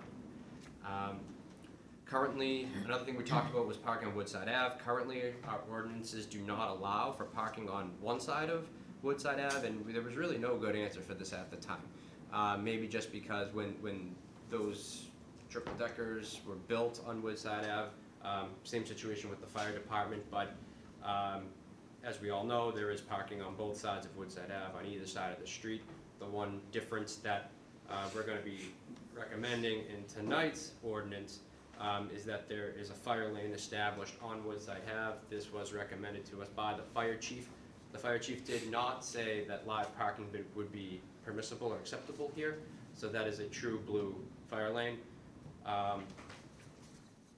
Another topic was the loading zone that's currently in front of the Viking Pub area. It's technically zoned as a loading zone. It's not being used as a loading zone. Folks are parking there for day-to-day errands, whether that's across the street at the old Kincaid building or the law office or Cafe Delight or whatever have you. So we're planning to remove that loading zone that's currently there because it's not being used as such. We talked a little bit about electric parking spots in the citizens lot, and the intent there is to designate those in some way, shape, or form. There's nothing in this current ordinance that relates to these electric parking spots into the Citizens Bank lot. That will have to be taken up as a separate, maybe EV parking spot ordinance, and we would look to some of the software that's available now so that we would know how to enforce such an ordinance and kind of work backwards. Like, what's available to us? How can we write this new ordinance as opposed to writing the ordinance and then going up and trying to find a method to enforce it. And then the last major topic we talked about was limiting the size of vehicles by length into the Winthrop Center Business District. This is something that, if we were to limit the size of the vehicle coming into the Center Business District, we had anticipated that we would be able to add at least 3 more parking spots to the Center Business District. 2 in front of the Pizza Center and then 1 closer to the corner near CVS. We're hoping we could restore another spot at the corner of Brooks Dental, but after it was actually a rather interesting simulation that Art from Woodward and Curran ran, but he simulated both a semi-truck coming through Winthrop Center and a fire truck coming through Winthrop Center. And fortunately, we were able to restore the 3 spots that I mentioned, the 2 in front of the Pizza Center and 1 in front of CVS. This limit would be a 46-foot limit on the size of the vehicle, and we confirmed with the business owners and the folks from the Chamber of Commerce in the meeting that this would not affect day-to-day operations down the center. They were there for this entire conversation, these key stakeholders, and they were sort of also on board with other recommendations that we made, including fire lanes, and then this limit on the size of the vehicle. That was on the 2nd. Earlier tonight, we passed a motion, which I had circulated around to everyone, and we can go over the details of that motion later on, but pretty much everything that I just said was in that motion, and it also, the motion clarifies some inconsistencies and oddities. You know, the street that used to be in between Samuel's and the French Square no longer exists, so there's some tidying up within that motion as well to account for that. So that was what we voted on, and that's my report. All right, and I will ask the Vice President Ruggiero to give a report on the joint meeting with Rules and Ordinance and Finance. Just a quick overview. All right, So there was a joint committee meeting also on June 2nd, and attended to myself, Councilor Munson, Councilor Honan, Councilor Belcher, Council President Lettieri, Steve Calla from the DPW, Wendy Millar-Page, who's our Solid Waste Program Manager. And really here, the gist of what we talked about was the program as a whole and how we can go about enforcing this. We have a current Board of Health regulation, and we also have an ordinance on our books. So I think the committee needs to spend some more time maybe working with the administration and seeing where the jurisdiction lies between the Board of Health regulation and our town ordinance. That was one topic. Another topic we touched on was whether or not to keep included the 4 families in the trash program that are currently included, and what language surrounding that would be. That's going to be an ongoing discussion. There is a financial impact on that, so that's something that we need to dot our I's and cross our T's on before we have something formal coming out of the committee there. We talked about overage bags and potential ways to, because, you know, I think it was the spirit of the committee that we didn't want to enforce this in parts. We wanted to enforce the whole thing at once. So if we are going to enforce the 1 barrel per dwelling, we want to make sure that folks have an alternate method to throw away their trash if they do go over that. So we talked about overage bags, we talked about recycling, we talked about compost. There was a lot built into this meeting, and there's gonna be multiple follow-up meetings on this, but there is a motion coming out of this committee tonight that requests that the administration extends the enforcement moratorium on the solid waste regulation and ordinance to September 1st to give the committee and the administration some more time to research these issues that we just talked about. So the motion will give the 7 letters or so that went out, give those people an additional 3 months so you could get through your deliberations. Yes, Okay. correct. There we go. Thank you. Town manager report. Game Thank time. you, Mr. Council President, I appreciate it. I just want to give an update to the council on the positions. The jobs have been posted. We're receiving applications for the assessor, CFO, treasurer. We will be posting the assistant treasurer shortly. Obviously, a little slow with the summertime months, so, resumes coming in. I'm also working the phones to, get some people to apply and, trying to get some interest in some of the positions, so that's ongoing. I think we're gonna get some positive results on that shortly. My first week here, thanks to the chief setting up a meeting with the state rep, Jeff Turco and Senator Lydia Edwards. We appreciate that. We had breakfast down at High Tide, which was my first time, and I had a second lunch there with Councilor Belcher last Friday, so I appreciate that. But we had it talked about the issues, talked about things they're working on, talked about the the funding that's trying to get for the ferry, the $1 million out of the state. So a lot of good work there. Looking forward to working with them. I want to thank the town for welcoming the great events I've been to so far, high school graduation, great job on the Memorial Day celebration, things like that. So I appreciate all that. With regard to the old middle school, I have reached out to a third vendor. We've reached out to 2. We get some high prices, in my opinion, for some survey work out there. So I've tried to reach out to a third vendor that I've used before to try to get some additional pricing on that. So more to follow. I haven't got the price back yet, but we are trying to get some information on that so we can, 1, get the lot surveyed, 2, potentially do like a level 121E out there to kind of have an idea if there's any sort of contaminants or other issues with the site. So we're working on that. We were also, I did, and many people might already know, I did receive, Roe, our VSO, has submitted her letter of resignation. She's moving on. She was offered another opportunity with another local community to be the VSO over there. We are gonna thank Roe. Obviously, we're sorry to lose her, but we're all gonna be working on getting the job description out and posted, so we try to have a minimum gap in coverage there. But I want to wish her well. She did a great job for the town, and thank her for that. I wish her best of luck in her new position. So I'm thankful for that. We have the Ferry started. Ferry's been doing real well, running during the week. We're still having a little bit of issue getting weekend captains. The chief and I have a meeting this Friday with Shannon Smith from Signature Boston. She's the director of transportation over there. Kind of want to get a handle on what they do for weekend captains. Maybe take a look at our rates of pay. Things we can do to try to entice people to get the ferry running on the weekend. So we're working on that. I did have a meeting this week set up by Rachel Kelly with the Chelsea city manager. Tom Ambrosino. That was a great meeting. He brought his climate resiliency team. For those I didn't know, but we are in actually a regional collaborative with Chelsea and Revere, sharing a climate resiliency coordinator, part of a grant program with that. So one of the things is I saw we were a green community, and I was talking about grant funding. We haven't applied for a green communities grant in a little while. I think 2017 was the last time. And for those who may not know, Green Communities program that we're part of, you can apply for up to $200,000 a year in projects that will help reduce our energy consumption. We're going to look to do that. There's a thing called MEI data that the town has to keep entering into the system that updates on our utility usage.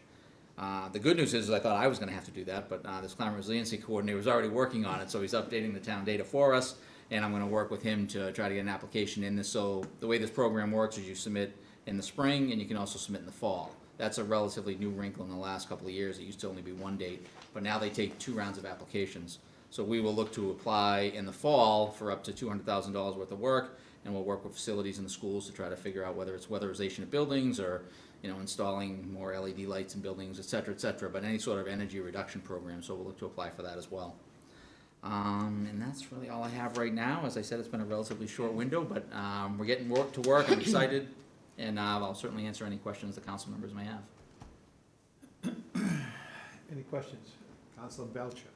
Just a quick question, have we made any movement on the pay and class study or the IT study, like where are they in progress, do you know? We're trying to set up a meeting with them. They reached out to me to set up a meeting to, you know, discuss that and get the ball rolling, and we haven't set it up yet, but we've been playing phone tag, but that'll hopefully later this week or early next week to get that meeting set up, so. And then the Parks and Rec one, I think that was kind of tertiary and urgency, but the Enterprise Fund Parks and Rec study that we passed a while Yeah, ago. I was holding that for Tony to come in on a procurement question, and he was more suited Yeah. to address that procurement question. Thank you. So, Yep, so we're getting to work on that, and then also they reached out about the IT study as well. Mhm. So we're working on those. Thank you. All right. Any other comment? You No. can't right now, but you can in a little bit. Counselor Aiello. Are we also searching for a ferry manager? I think the DOT wants us to do it. We had a draft job description floating around. Yes, we're gonna work on that right now. You know, Larissa in my office is taking care of the funding and, you know, getting the tickets out there and whatnot, but yes, we are gonna look, we are working on the job description. One of the things we also wanna talk to, you know, Signature Boston about as well. Yeah, Yeah. you may also want to talk to, like Save the Harbor, Save the Bay, and Boston Harbor Now, because they've got extensive number of relationships with Okay. the ferry world, and they may have some leads for you. Okay, thank you. So, What was the first one?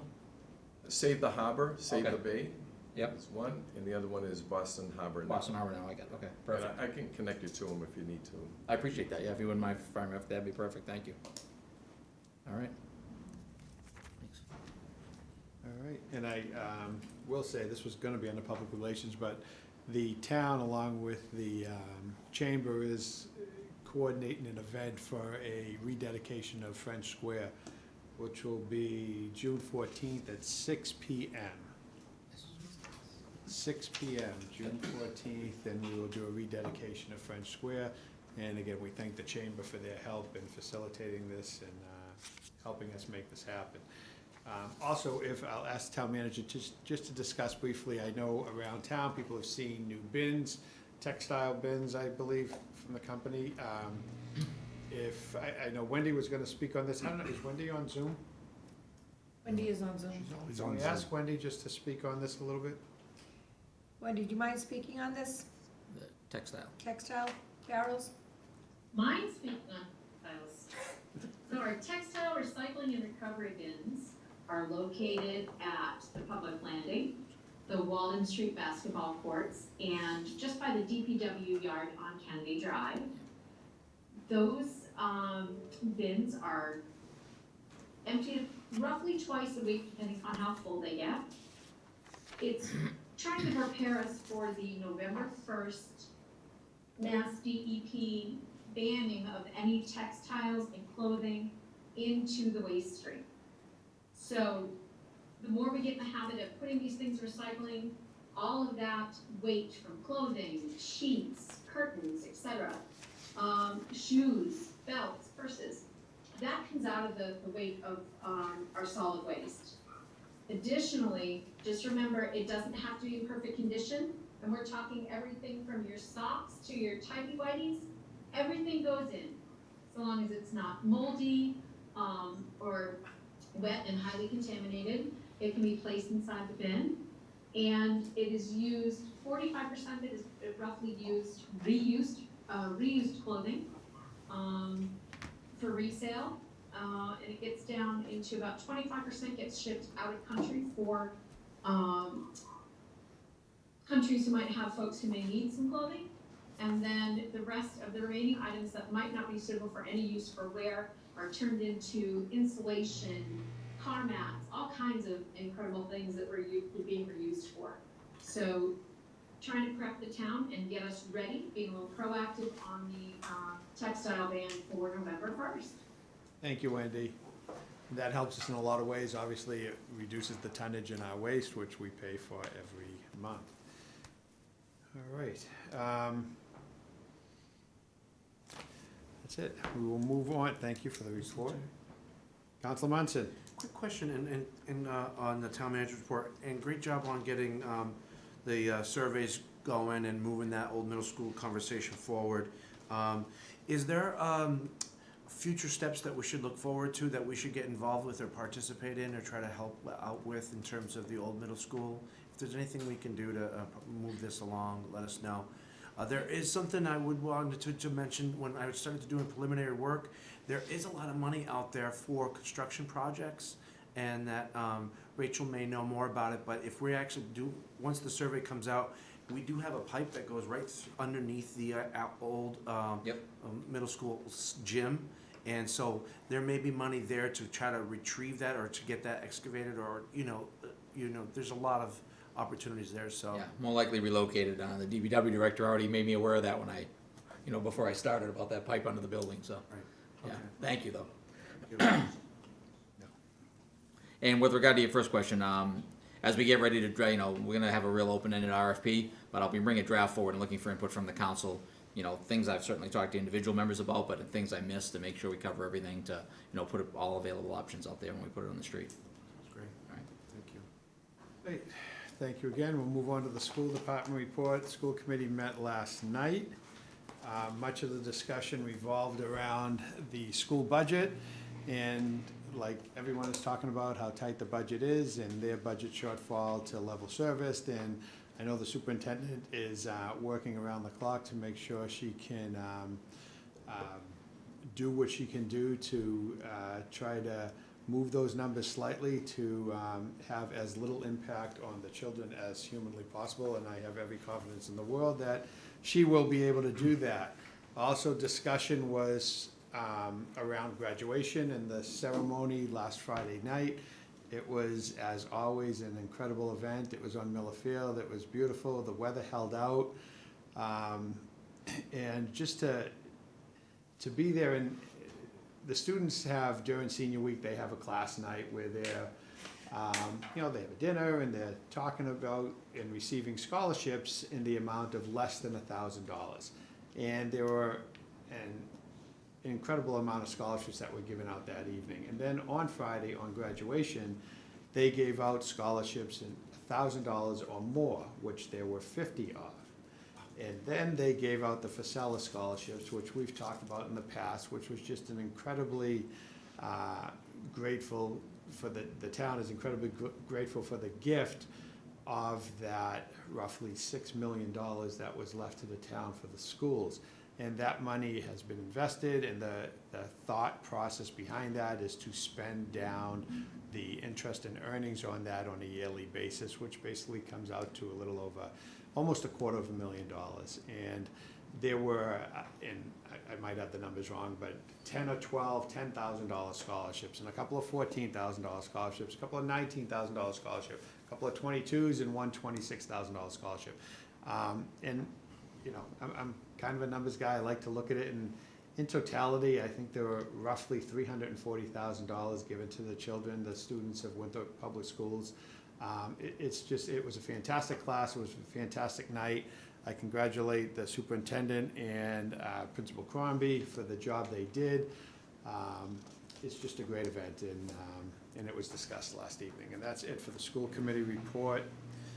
Now we'll go to old business, and there is a list of motions for the budget, which there's roughly 10 motions. I will ask, they each have to be taken individually. I will ask the Chair of Finance to read the motion, and then I will ask for a roll call vote on each motion. All right, here we go.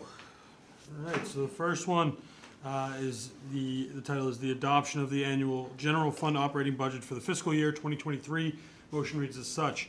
In accordance with the charter of the town of Winthrop, I move that the town council vote to adopt the town manager's proposed annual general fund budget for the fiscal year 2023 as set forth in the town manager's submission dated April 26th, 2022, and amended by the town council on May 31st, 2022, inclusive of personnel salaries and operating expenses set forth therein. And that to meet said appropriations, the town shall raise and appropriate from the following other available funds the sum of $56,938,408, or take any other action relevant thereto.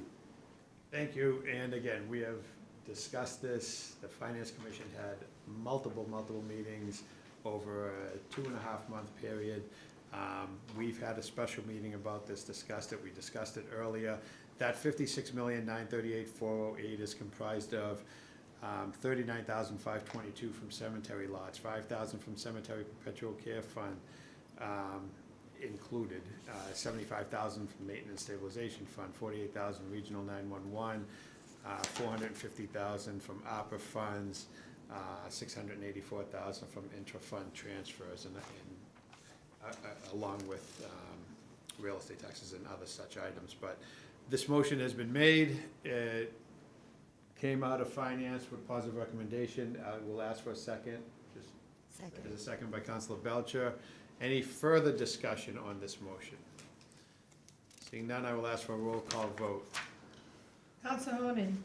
Council Fusillo. Yes. Council Munson. Yes. Council Belcher. Yes. Council DeMarco. Yes. Council Flockhart. Yes. Council Aiello. Yes. Vice President Ruggiero. Yes. President Lettieri. Yes.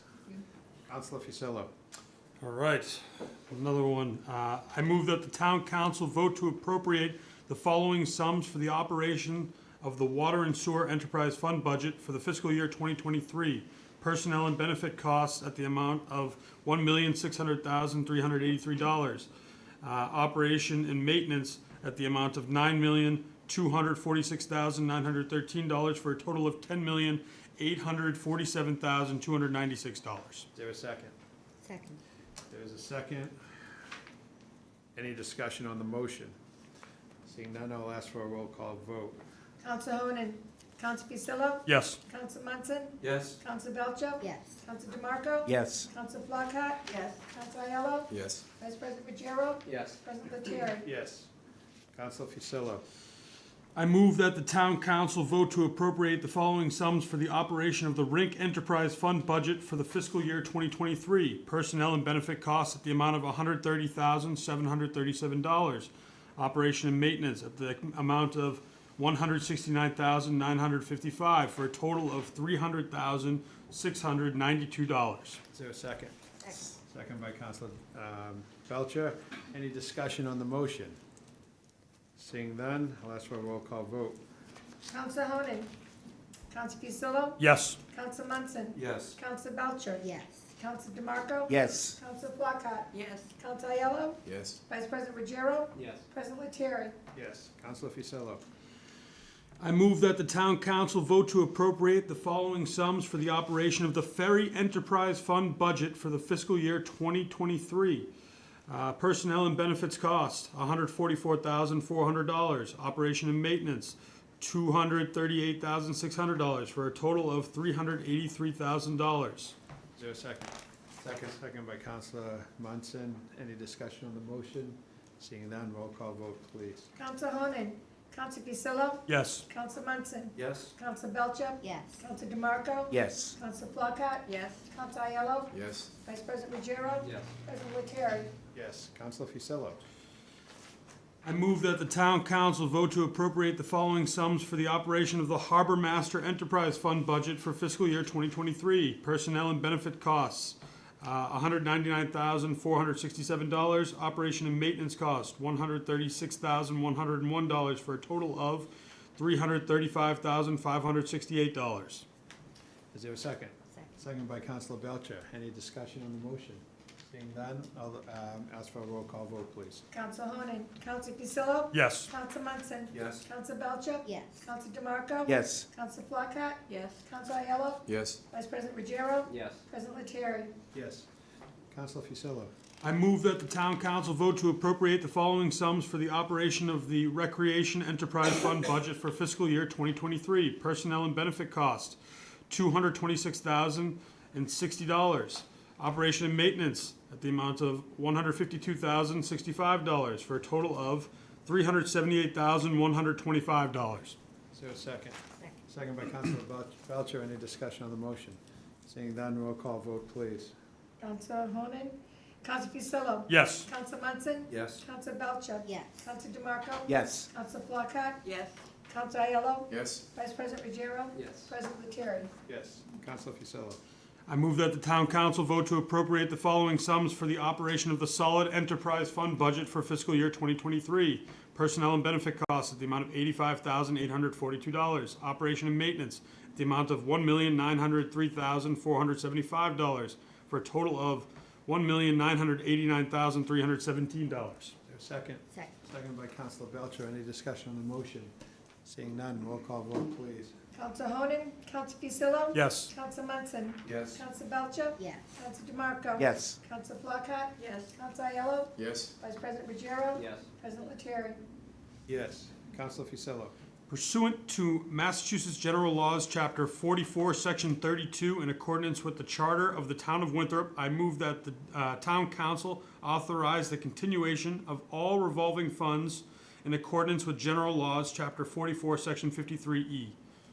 Second. Second by Councilor DeMarco. Any discussion on the motion? Seeing none, roll call vote, please. Council Honan, Council Fusillo. Yes. Council Munson. Yes. Council Belcher. Yes. Council DeMarco. Yes. Council Flockhart. Yes. Council Aiello. Yes. Vice President Ruggiero. Yes. President Lettieri. Yes. Councilor Fusillo. In accordance with the Charter of the Town of Winthrop, I move that the Town Council vote to adopt the Town Manager's proposed annual capital plan for fiscal year 2023, as set forth in the Town Manager's submission dated April 26th, 2022, and that to meet said appropriations, the town shall raise and appropriate from other available funds as detailed therein, or take any other actions relevant thereto. Second. Second by Councilor Belcher. And I will say that any not amendments to this, but any thoughts that Councilor Aiello would like to make to put on for new business for the following meeting is perfectly fine. This is just submitting the capital plan as appropriated. Any discussion on the motion? Seeing none, roll call vote, please. Council Honan, Council Fusillo. Yes. Council Munson. Yes. Council Belcher. Yes. Council DeMarco. Yes. Council Flockhart. Yes. Council Aiello. No. Vice President Ruggiero. Yes. President Lettieri. Yes. Thank you. Councilor Fusillo. Yes. I move that the Town Council vote to modify the following general fund budgets to facilitate the June 30th, 2022 closing of the FY 2022 fiscal year, or take any other actions relative thereto. These are for multiple departments, from... Excuse me. Robbie? This should be under new business. Yeah, Sorry, so... this is,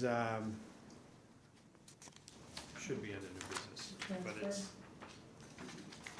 yeah, so we're going to, Skip this one? we're gonna skip that one for new business. Hold on one second. Close out 147. Okay. Robbie, are we missing any? Is there a free cash appropriation, or that's also? So there's two, yeah, so it's the year-end closeout, free cash appropriation, and the year-end general fund interbudgetary transfer. Okay. Looking at this, they're under old business, they should both be under new business for tonight. So for new business, I just want to make sure that we have covered everything we need to for the budget. You mean old business? Robbie? Oh, for old business, you mean? Yes. I still I have... believe so, your motion to amend earlier carries forward. Yes, that will carry forward, and the Yeah. motions coming out of finance tonight will be at a separate location also. Yeah, I And believe these- all of them. And these other motions are gonna go under old business and refer it out, No. correct?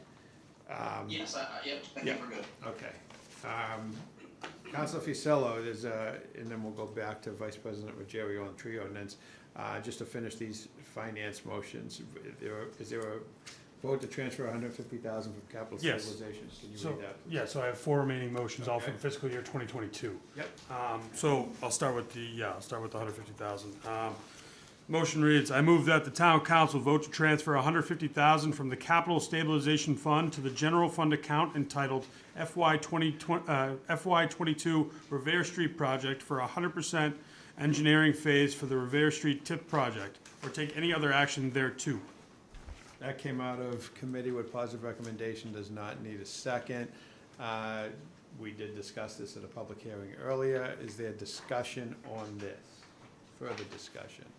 Seeing none, I will ask for a roll call vote. Counsel Honan.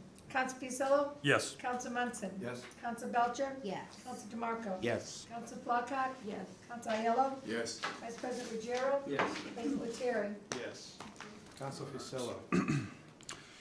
I move that the town council vote to transfer $49,500 from salary reserve account, from the salary reserve account to various departments' personnel accounts listed below to cover the cost of non-union cost of living adjustments, take any other action thereto.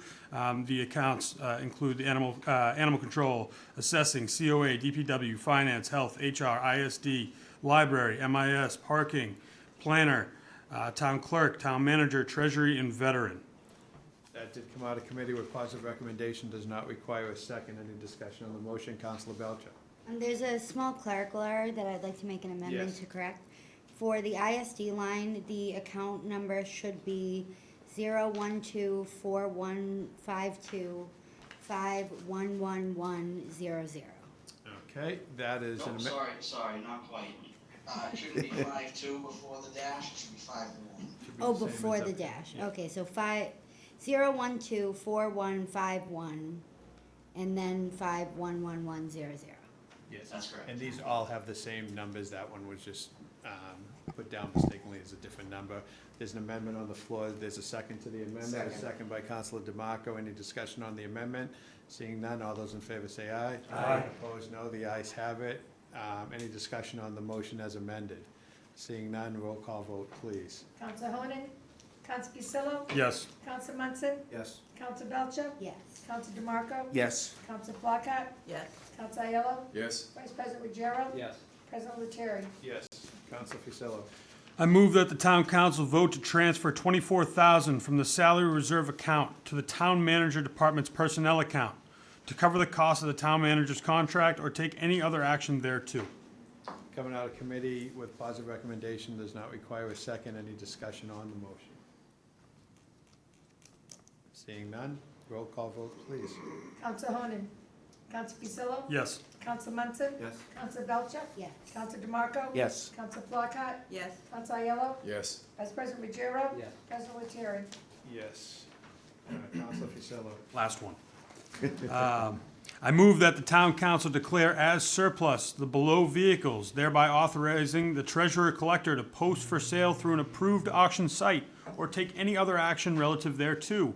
The vehicles include a 1995 Chevrolet Cheyenne pickup truck and a 2005 Chevrolet Silverado pickup truck. Both of these items are not in use by the DPW and were declared surplus.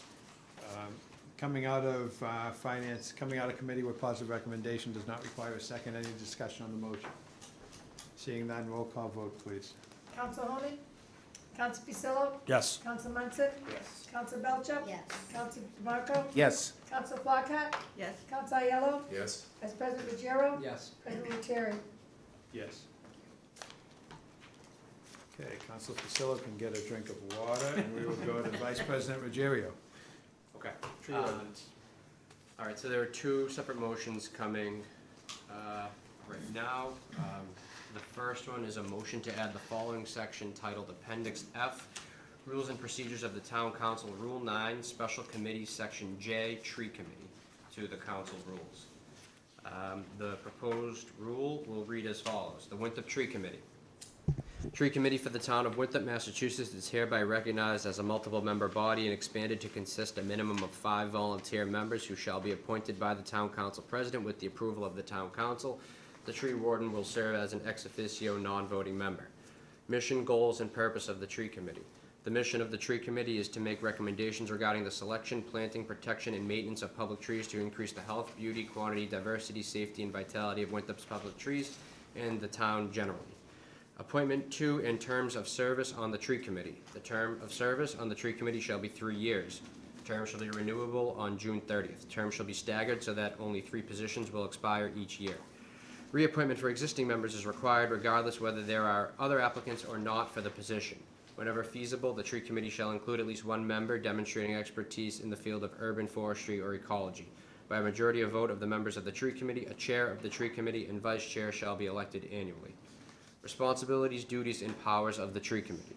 The tree committee may take any or all of the following actions: make recommendations to the tree warden and other town officials with respect to the adoption and amendment of plans, programs, and regulations pertaining to the protection of public trees in the town. Assist the tree warden with the inventory of public trees and monitoring of the same. Make recommendations to the tree warden with respect to the planting and replacement of public trees and on-tree related issues. With approval of the town manager, seek grants and direct fundraising efforts to assist with the committee's mission in order to contribute to and increase the tree donation fund.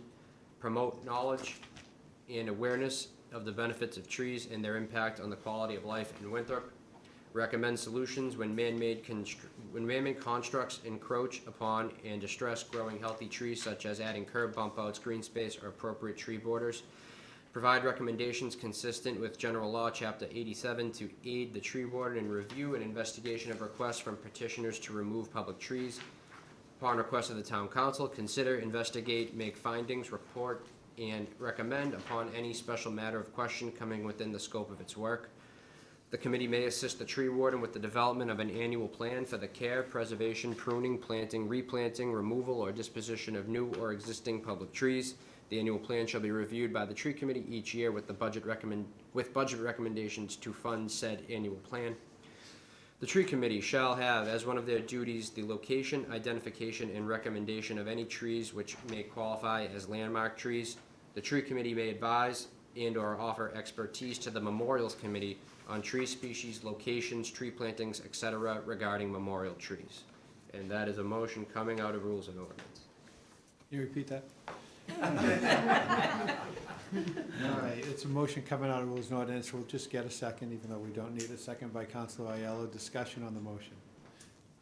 I do want to thank, as Vice President Ruggiero said, Councilor Honan for her work on this. She's put in an inordinate amount of time of work on this, and I thank her for that. Any other discussion, Councilor Munson? I also want to thank Peter Christopher, who was a big part of it too. His time should get acknowledged, and I think it's a good piece of new Winthrop ordinances and rules. It's excellent. Any other discussion? Seeing none, I'll ask for a roll call vote on this. Council Honan? Council Fusillo? Yes. Council Munson? Yes. Council Belcher? Yes. Council DeMarco? Yes. Council Flockhart? Yes. Council Aiello? Yes. Vice President Ruggiero? Yes. President Lettieri? Yes. Now we're voting, now I'll make a motion on the actual tree ordinance itself. So, bear with me.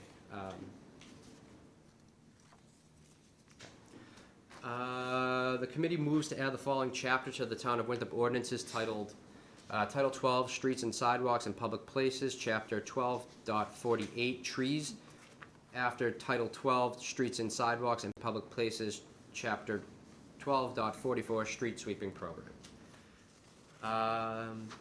Okay, the intent. It is the intent of this ordinance to provide standards for the planting, preservation, and protection of public trees within the town of Winthrop, hereafter called town, in order to enhance the quality of life, the environment of the town, to protect habitat for wildlife, to provide a healthy living environment, to protect and increase property values, to combat climate change through carbon sequestration, to reduce the harmful impacts of flooding, noise, pollution, excessive heat, and soil erosion, and to acknowledge the intrinsic value of mature trees within our community. The town council finds that the preservation of existing trees and the promotion of new tree planting is a public purpose that protects the public health, welfare, environment, and aesthetics for the town of Winthrop, creates civic identity, and contributes to the distinct visual character of our neighborhood. Applicability. Unless otherwise set forth herein, this ordinance shall apply to public trees in the town, provided, however, that nothing set forth herein shall be applied in a manner that is inconsistent with Mass General Law, Chapter 87, the town charter, or any other applicable law, regulation, or ordinance. Definitions. Aggregate diameter means the combined diameter of a multiple tree trunk measured at breast height. Caliper, a uniform measure used for new trees, typically used when purchasing a tree. Caliper is the diameter measured at 12 inches above the ground. This diameter is called caliper to distinguish it from diameter at breast height, which is a measurement for more mature trees. Care maintenance, the protection of newly planted and existing trees by ensuring that they are watered and pruned to encourage growth and health. Provide items to meet those goals, such as water bags, stakes, etc., to work towards replacing hard surfaces that interfere with tree growth with permeable tree-friendly surfaces. Certified arborist, an arborist with the current certification by the Massachusetts Arborist Association or any successor organization or the International Society of Arboriculture. Construction, activities under the drip line of a public tree, including but not limited to trenching or grading, storage of materials or equipment, and spillage of chemicals or other materials which are damaging to trees. Critical root zone, an area around a tree where the majority of the tree's roots lay. Critical root zone corresponds to the drip line and is typically measured as 12 inches for every inch of DBH, which we will define. Diameter breast height. The diameter breast height of a trunk of a tree 4.5 feet above the existing grade at the base of the tree. For multiple trunk trees, DBH is the aggregate diameter of the trunks. DBH is measured as the circumference of the tree at 4.5 feet divided by pi, which is 3.14. Drip line, a vertical line running through the outermost portion of the crown of a tree and extending to the ground. Landmark tree, public trees that have been distinguished as such by the tree warden after consultation with the tree committee due to their importance, be it cultural, historical, rareness of the species, size, age, extraordinary structure, or ecological contribution. Petitioner, any person, firm, partnership, association, corporation, government entity, company, or organization of any kind, including but not limited to the person removing a public tree who requests a permit for tree removal. Public tree, any public shade tree on a town-owned or controlled land or a tree within a public park or cemetery in a public space under the jurisdiction of the town council or on property line of the Commonwealth which the town has the authority to plant or maintain, but not including trees within state highways. Public shade tree per Mass General Law, Chapter 87, Section 1. Quote, a tree within a public way or on the boundaries thereof, including trees planted in accordance with the provisions of Section 7 of Chapter 87 of the Massachusetts General Laws and this ordinance, shall be public shade trees, and when it appears in any proceeding in which the ownership or rights of a tree are material to the issue that from one length of time or otherwise the boundaries of the highway cannot be made certain by records or monuments, and that for that reason it is doubtful whether the tree is within the highway, it shall be taken to be within the highway and to be the public property until the contrary is shown. For clarity, a tree straddling both private and public land is deemed to be a public shade tree. Remove means the cutting, trimming, or cutting down of any public tree and all other acts which cause the actual removal or the effective removal through damaging, poisoning, or the direct or indirect actions resulting in the death of a public tree, including but not limited to excessive or improper pruning. Tree topping, the severe cutting back of limbs to stubs larger than 3 inches in diameter within the tree's crown to such a degree to remove the normal canopy and disfigure the tree. Tree warden, the agent of the town having primary administrative and enforcement responsibilities under this ordinance in General Law, Chapter 87. Unhealthy tree, any public tree deemed unhealthy by the tree warden because of its physical condition. Administration, the administration of this ordinance is the responsibility of the tree warden with input and support from the Winthrop Tree Committee. For details on the Winthrop Tree Committee, see Appendix F, Rules and Procedures of the Town Council, Rule 9, Special Committee, Section J, Tree Committee. In no event shall this ordinance be interpreted such that the Tree Committee has any authority inconsistent with the Tree Warden's authority under Chapter 87. Tree Warden qualifications, duties, responsibilities, and powers. The Tree Warden is appointed by the Town Manager for a term of 3 years. The Tree Warden acts pursuant to Chapter 87 relative to public shade trees and pursuant hereto as has responsibility for and discretion in the management and maintenance of all public trees. Furthermore, the tree warden has the authority and discretion to implement none, some, or all of the annual plan as endorsed by the tree committee. The tree warden shall be qualified by training and experience in the field of arboriculture and licensed with the Department of Food and Agriculture in accordance with the provisions of General Law, Chapter 132B, Section 10, and preferably shall hold a current arbor certification from either the Massachusetts Tree Warden and Foresters Association, and preferably shall have at least 3 years of supervisory experience in urban forestry or tree care. The tree warden should preferably be a member of the Massachusetts Tree Warden and Foresters Association or similar professional association. The duties and responsibilities of the tree warden shall conform to General Law, Chapter 87, and may include but are not limited to the following. 1. Development of an annual plan which may include such things as the following: systematic care, preservation, pruning, planting, replanting, removal, or disposition of new or existing public shade trees, locations of work, designation of work to be accomplished, and resources including funds required for the coming year. The annual plan shall be completed and presented to the tree committee by January of each year. After receiving feedback from the tree committee, the annual plan should be shared with the town council by March 1st of each year. 2, approval, denial, or approval with conditions, an annual vegetation management plan and hazardous tree removal plan from a utility company. Tree topping shall be discouraged. 3, granting or denial of permits relative to the removal of any public tree and attach thereto reasonable conditions required under or consistent with this ordinance. 4, working in conjunction with the tree committee and other city departments to seek grants or other assistance for the preservation, maintenance, planting of trees. 5, in cooperation with the DPW, supervise the root cuts and excavation under the roots when possible by contractors digging trenches for utility lines, water, sewer, etc.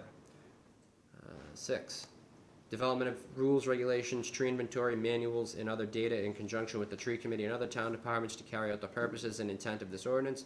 7, maintain and regularly update the town tree inventory to track removal and replacement of trees in order to replace lost trees in a transparent manner. This inventory shall include landmark trees. 8, with recommendations from the tree committee, development and maintenance of a list of acceptable and prohibited tree species for planting and specification for where said acceptable species are appropriate. 8, enforcement of this ordinance and any condition of any permit issued hereunder. Permitting.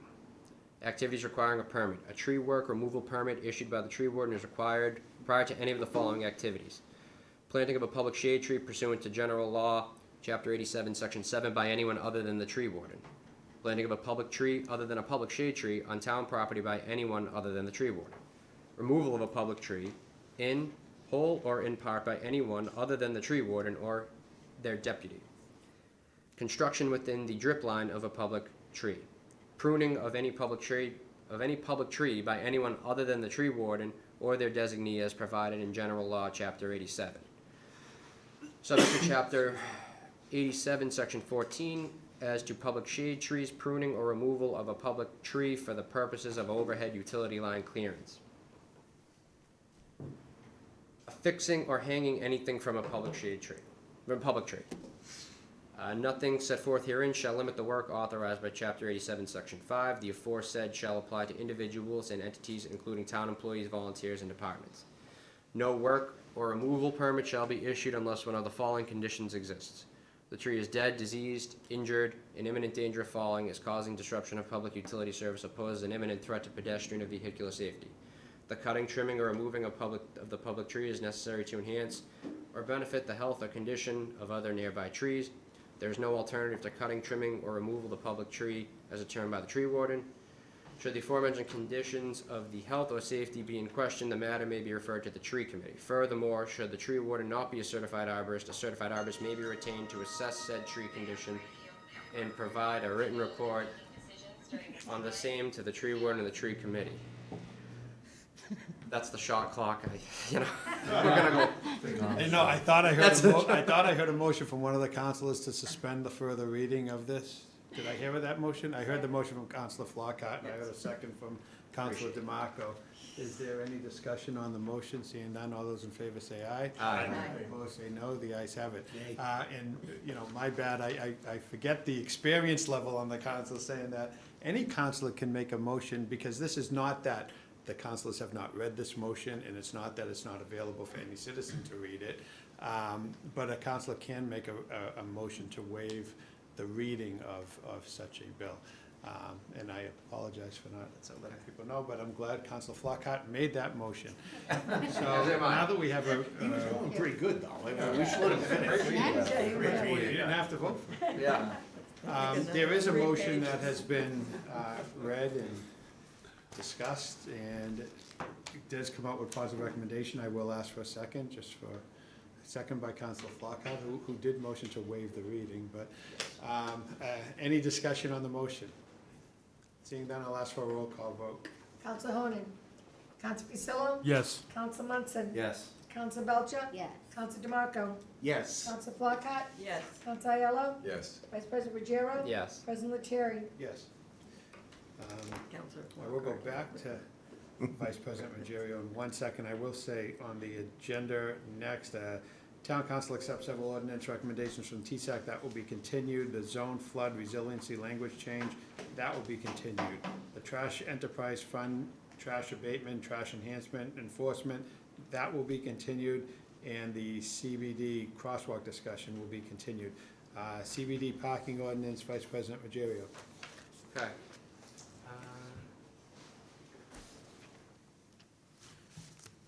Okay, again, this is in everyone's emails. We talked about the highlights of it. We did. I can begin to read it if we'd like. Did I hear a Motion to There's waive. a motion by, how quickly they learn. There's a Yeah. motion by Councilor DeMarco to waive the reading. There's a second by Councilor Belcher. Any discussion on the motion? All those in favor say aye. Aye. Opposed, no. The ayes have it. Now, this is not to make light of this at all. We have had an inordinate amount of discussion on this. It's extremely important to the business owners, to the residents.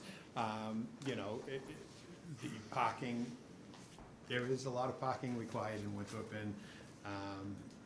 and any loss of parking is a detriment to the business owners, detriment to the citizens' ability to get to their operations. So, Rules and Ordinance did take a lot of time on this with multiple public hearings to come up with their recommendations, along with DPW Director, along with Woodward and Curran, and Town Manager interim and present, so we do thank them for their work.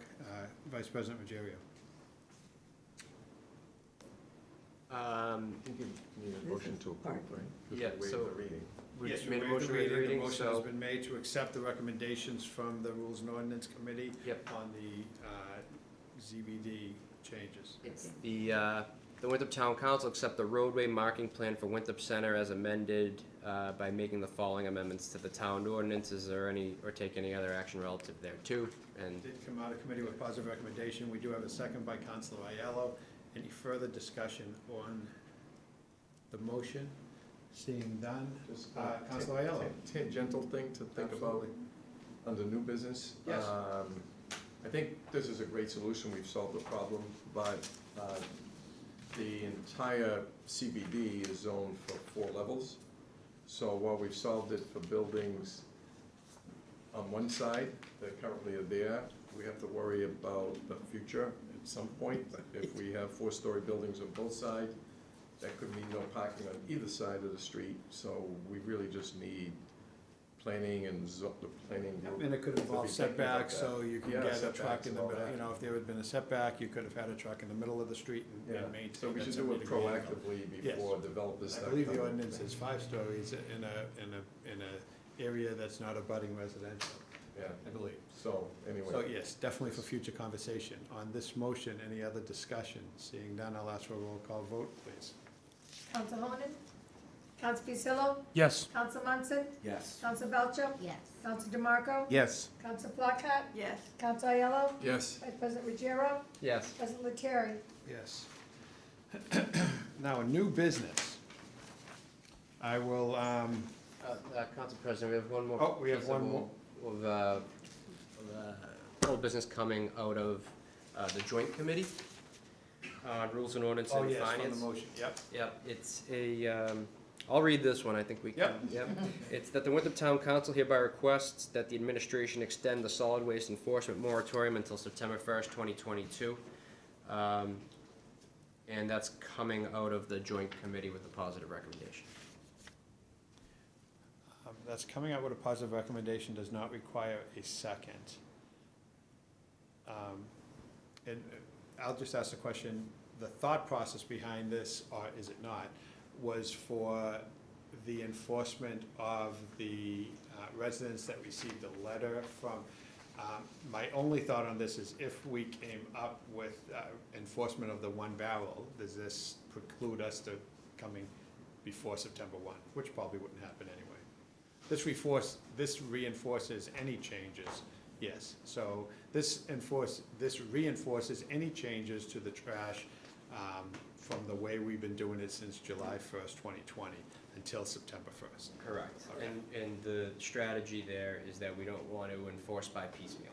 We want Correct. to enforce the whole thing all at once it's ready to go. There's a motion coming out of committee, positive recommendation does not require a second. Any discussion on the motion? Seeing none, I'll ask for a roll call vote though, please. Council Honan? Council Fusillo? Yes. Council Munson? Yes. Council Belcher? Yes. Council DeMarco? Abstain. Council Flockhart? Yes. Council Aiello? Yes. Vice President Ruggiero? Yes. President Lettieri? Yes. Now going on to new business, I'll ask Councilor Fusillo for a motion on the general fund interbudgetary transfers that we will forward to committee. Motion.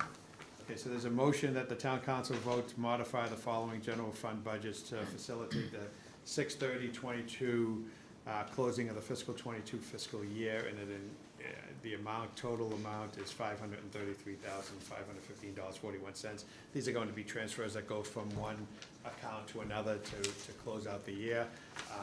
This will be referred to finance. There's also a motion from Councilor Farino regarding the reappropriation, Fusillo. Wow. He's still here? Going back a little bit. By Councilor Fusillo to appropriate year-end, free cash appropriation for year-end closeout. Motion. And that motion was that the town council vote to appropriate certified free cash and transfer it to the following funds that are anticipated to end the year in deficit or take any other action relative thereto. This is to fund deficits that would be in the Recreation Enterprise Fund, the Pauline Street revolving account, the Winthrop Center Public Infrastructure. Can't even read it anymore. I think it's. Infrastructure Fund. I think it's, and the Belle Isle Seaport Grant Fund. Yep. And this will also be referred to finance. Councilor Fusillo, is there a new business, town appropriate the sum of $2,912,000 to pay costs of constructing and reconstructing water mains on Revere Street, Crest Ave, and Grover's Ave. So Yes. I will instruct Councilor Fusillo in the following, which is to appropriate the sum of $1,633,750 to pay cost of reconstructing and making extraordinary repairs to the Revere Street pressure regulating valve station. These are, and Director Keller just left, but these are SRF grants, which it needs to be done in a timely manner, so I'm gonna refer these to finance, ask for a finance meeting relatively quickly. We will have, at our next council meeting, we will vote on this on the 21st, and then we will have a special meeting sometime before the 30th for the sole purpose of approving the minutes of the 21st meeting, because this has to be done by June 30th. To just approve them at a meeting isn't good enough, because whatever you do at a meeting doesn't become official until the following meeting when you're approving the minutes. So we will, I will refer these to finance, ask for them to be acted on within the following week, or by next Tuesday potentially, and then they will be voted on at our June 21st meeting, and we will have a special council meeting at some subsequent date to just approve the minutes from that June 21st meeting.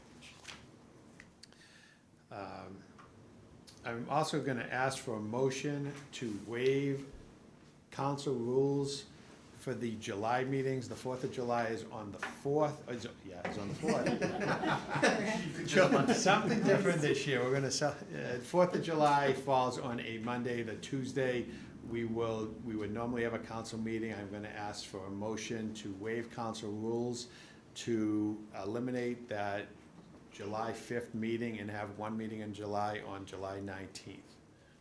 Do I have a motion? There's a motion by Councilor Belcher, second by Councilor Aiello. Any discussion on the motion? Seeing none, all those in favor say aye. Aye. Opposed, no. The ayes have it. I don't believe there's any other new business. I'm sorry. Bobby? I only heard you refer one of those, SRF motions. No, I did them both. We referred both, the We referred both. $2,912,000 and the $1,633,000. Okay, I just missed the second reading, sorry. Okay, thank you. All right, public comment. I'm sorry, Marty. Name and precinct. Maureen McAdams, Precinct 5. I'm just really saddened that this town couldn't do more to keep Ro here. She's a longtime resident. She does above and beyond, I've witnessed it myself, out of pocket for people.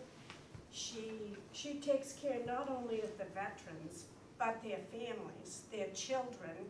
She dedicates an enormous amount of time educating Girl Scouts, Boy Scouts, And this is a tremendous loss, and I don't understand why you couldn't have, for all the service that she's given, why you couldn't have manipulated some money somehow and tried to make her happy and keep her here. Thank you for the comment. I echo It's the a comments real of the big town loss. manager, and it's a Real huge big loss to the loss. town, and she's been of tremendous service. And I understand she's going from one community to service 3 communities at, you know, a very substantial increase, which is so well deserved. But I appreciate your comments, I really do. It's not always about the money, though. No, I know. You know, I mean, I think something better should have been done for her. Thank you. And one other comment. No, absolutely. Regarding David Green's Yes. thing you're gonna do, would you please let the class of 72, which I'm part of, know about this? Because we were planning on doing one thing for him, and suddenly a bench appeared, and we didn't know that the bench was being done, and we were raising money to do a bench. So if we'd like to be included and do something for him, we're celebrating our 50th year class reunion this year, and we will do something. Thank you, and I'll ask town manager, just, we didn't want to talk too much about it because we don't have all the details yet, but we will be having a memorial service. It will involve planting of some trees and some plaques. I don't know how much more do you have anything you'd like to add? Just the date and the time, we're shooting for June 26th, it's a Sunday at 9 AM. Okay. You know, nearby, exact streets, Yeah, so it'll be right there at Expert Auto, who's allowed us to use his lot to stage the people on. And then we'll have some live trees there. The neighborhood has raised some money for trees as well. And just as the bench, that was the family that put that bench there. So Yes, I found that out the hard way, but my class would want to be involved Yeah, because it's well, our we 50 hope year everyone will be reunion. involved, and certainly we'll put the information on social media, as well as once we secure a commitment from other people that are involved. And we'll ask town manager to make sure that you're involved. absolutely, you. we'll reach out. Thank you. Yes, sir. Jim Grocum, Precinct 1. I have a big concern with parking.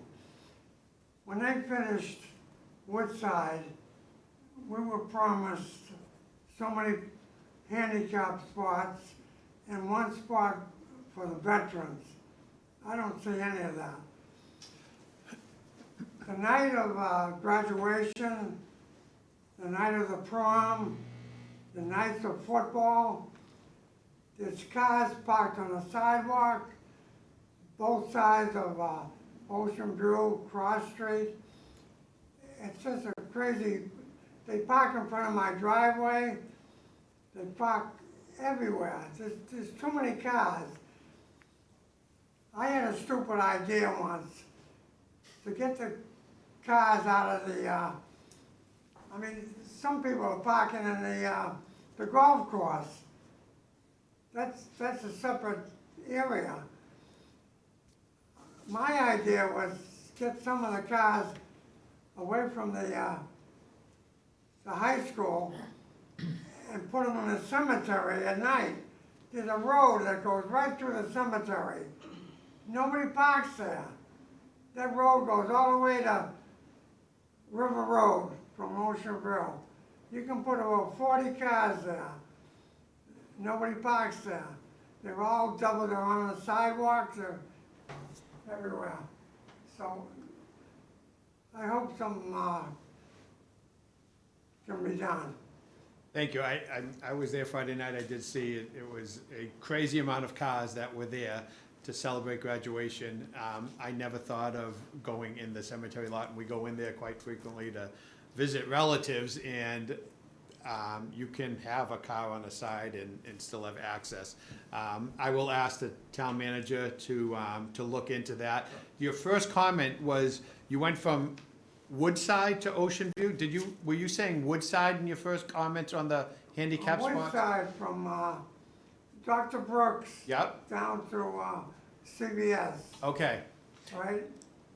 I did not hear about the veteran spot, but I will find out about that. I do know. Rose told me. Okay, I will find out about that. I do know One spot. on the handicap spots, I believe there was one added in the center. None of the other ones were removed. They still maintain there. There's one on the corner near Cafe Delight on the Dr. Brooks side there. There's one on the corner near Blackstrap across from the across from Sweats. There's one, I think, that was added in front of Savisi's. There's one on the other side of the street near Rockland. But I think it's a +1 on the handicap spots, but I did not know about the veteran spot. I will ask and get an answer for you on that. Go check on that. I will. I Thank you. promise. Thank you. Any other public comment from Karen Chavez at her house. Zoom?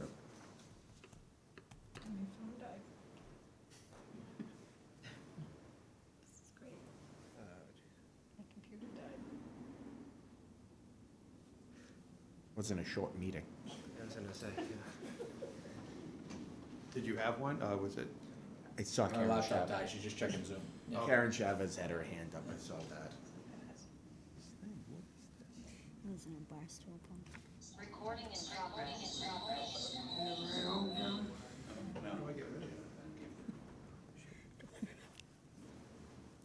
should be able to.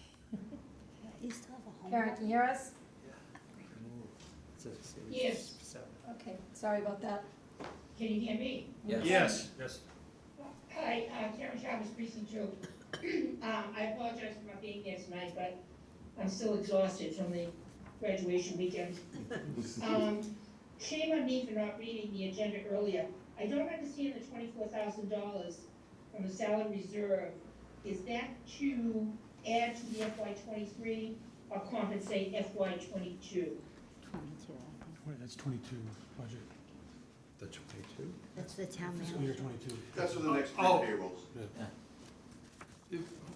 Which item were you talking about, Karen?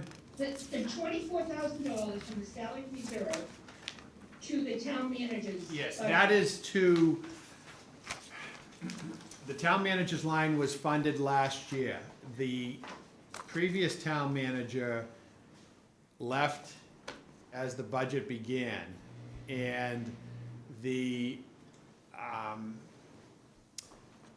settlement that was made with the previous town manager resulted in some of that salary being eliminated, going out.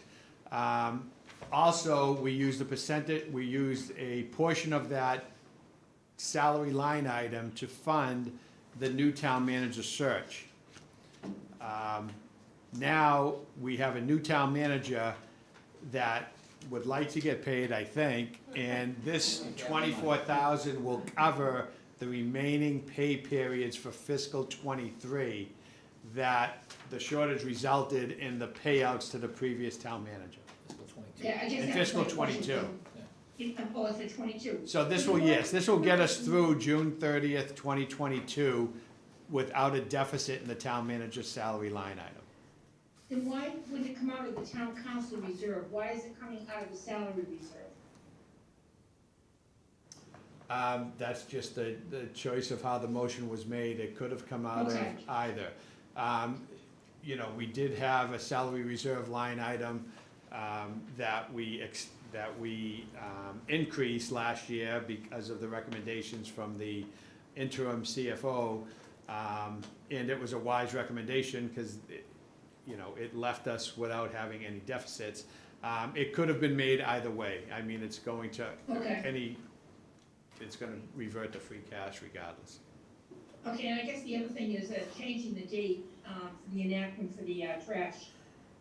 My motion at the Finance Commission was a 7/1 to have it enforced by then, and at that time, Council Honan said it was a little bit aggressive. So I changed my motion to 8/1. Now it's been extended to 9/1. The next thing you know, it's gonna be 10/1. We've had 12 months to get this straightened out, and I'm sorry that it hasn't been straightened out. But you know what, enough is enough. 2 more months added, it's gonna be 3 more months added, we all know that. I don't understand why people that haven't been educated, it hasn't been acted, or why it hasn't been enforced. I certainly do my part, my neighbors do their part. My neighbors that don't do their part, I think the chief will tell you, and so will Wendy. I send the pictures all the time. So again, I don't understand it, and I am sorry that you've extended it to 91. Okay, and it's been not 12 months, it's been 24 months since we've been under this new contract. Unfortunately, we didn't know about it for the first 8. But I think what Rules and Ordinance is looking at is to come out with a fully comprehensive plan to not just to, you know, if we do reinforcement on July 1st or August 1st, I believe they feel we need the time to make sure that we have, along with enforcement needs to come, bags that we have in hand that we're able to give out to people to buy additional bags. There also needs to be, what I believe needs to be is if you go to full enforcement, I think there has to be an abatement program for citizens to potentially get a different size barrel if they choose. And I think all these things can be once enforcement has begun. And I think Rules and Ordinance just wants to be very comprehensive and come out with one total plan instead of piecemealing it. And I will commit to the 9/1 date.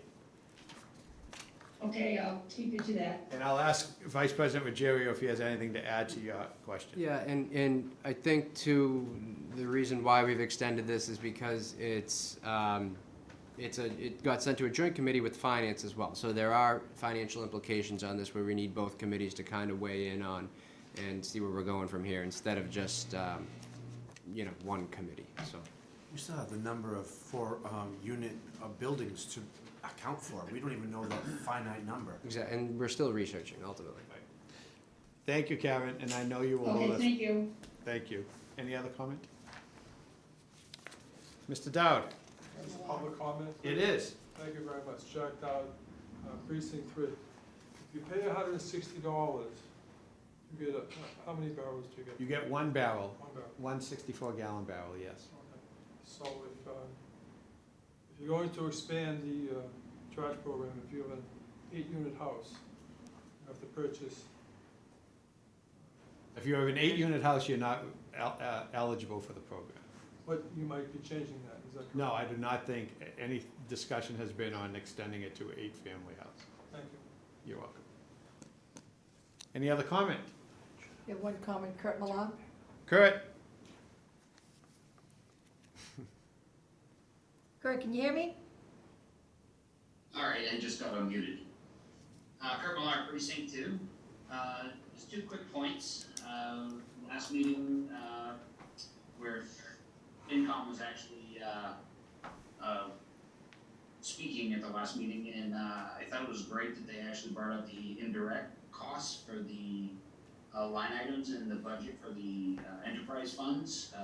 I was one of those people who actually requested Tracy Bowman to discuss it, and reading enterprise funds at a state level and how it's supposed to operate with indirect lines, that they are clear. I think that would be huge for, citizens like me who are starting to dig into the budget a little bit more to understand it, where all costs are kind of tied to. And then It's better than one. so Cat- my, Can you mute, Karen? Karen, can you mute yourself, please? Kurt, I'm sorry. oh, no problem.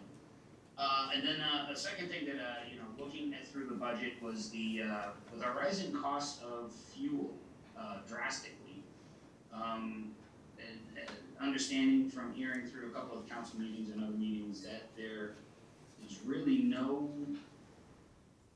true documentation, I would say, of how much fuel is being used by who and how and when, and I do understand that the police department actually does a pretty good tracking of it, because they call it in. But not having that accountability of how much fuel is being used by every department and every truck, it should be down to every truck in the DPW, knowing exactly how much fuel is being used.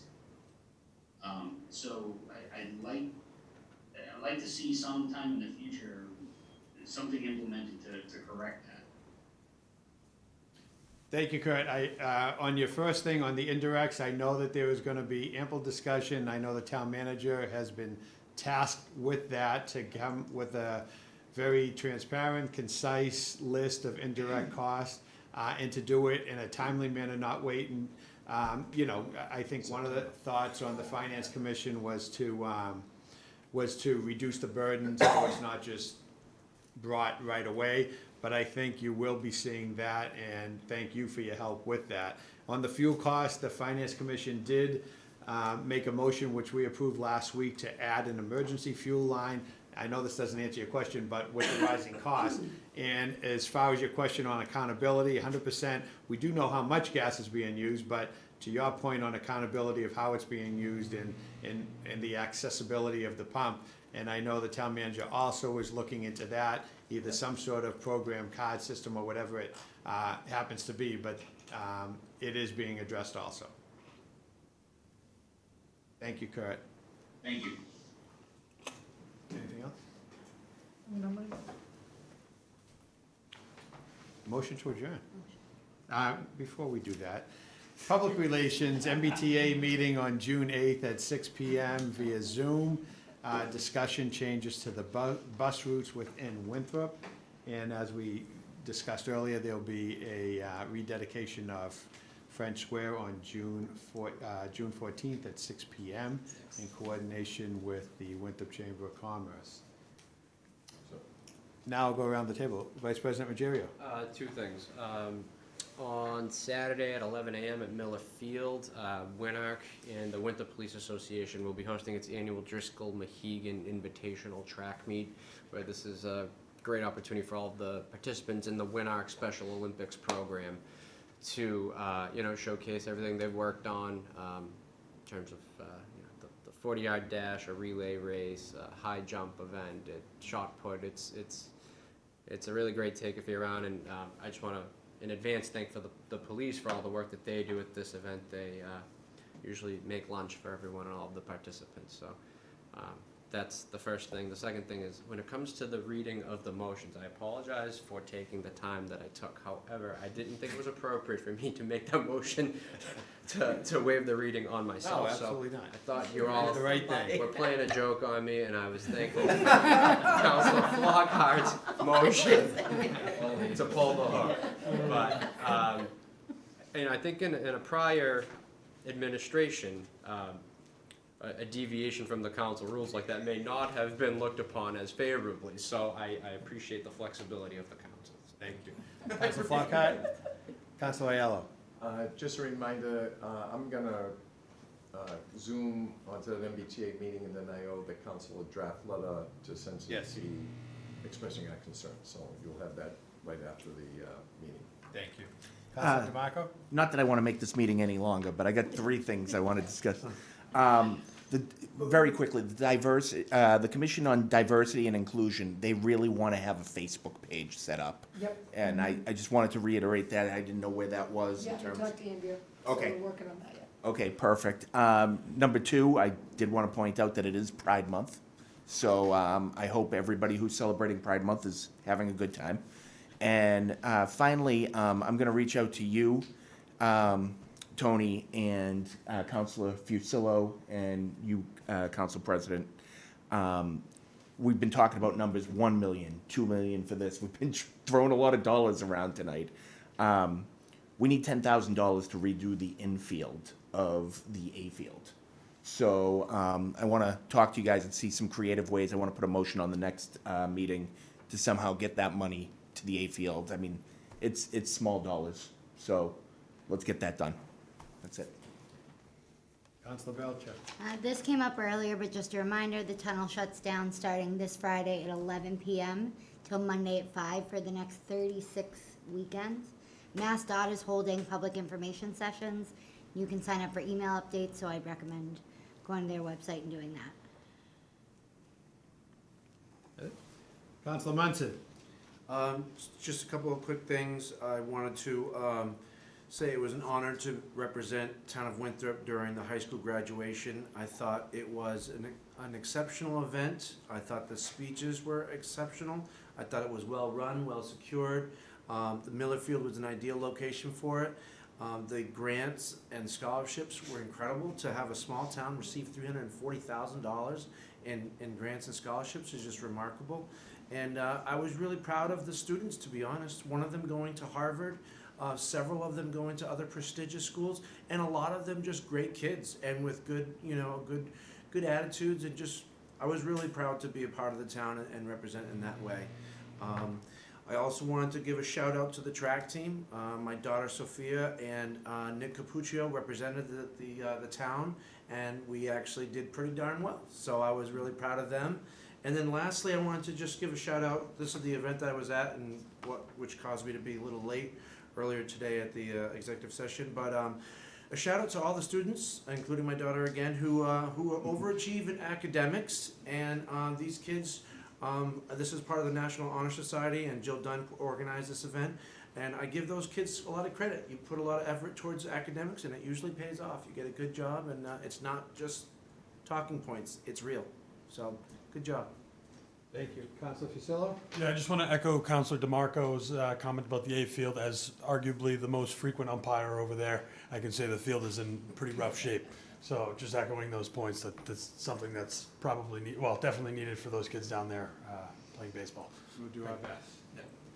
Is there a motion to adjourn?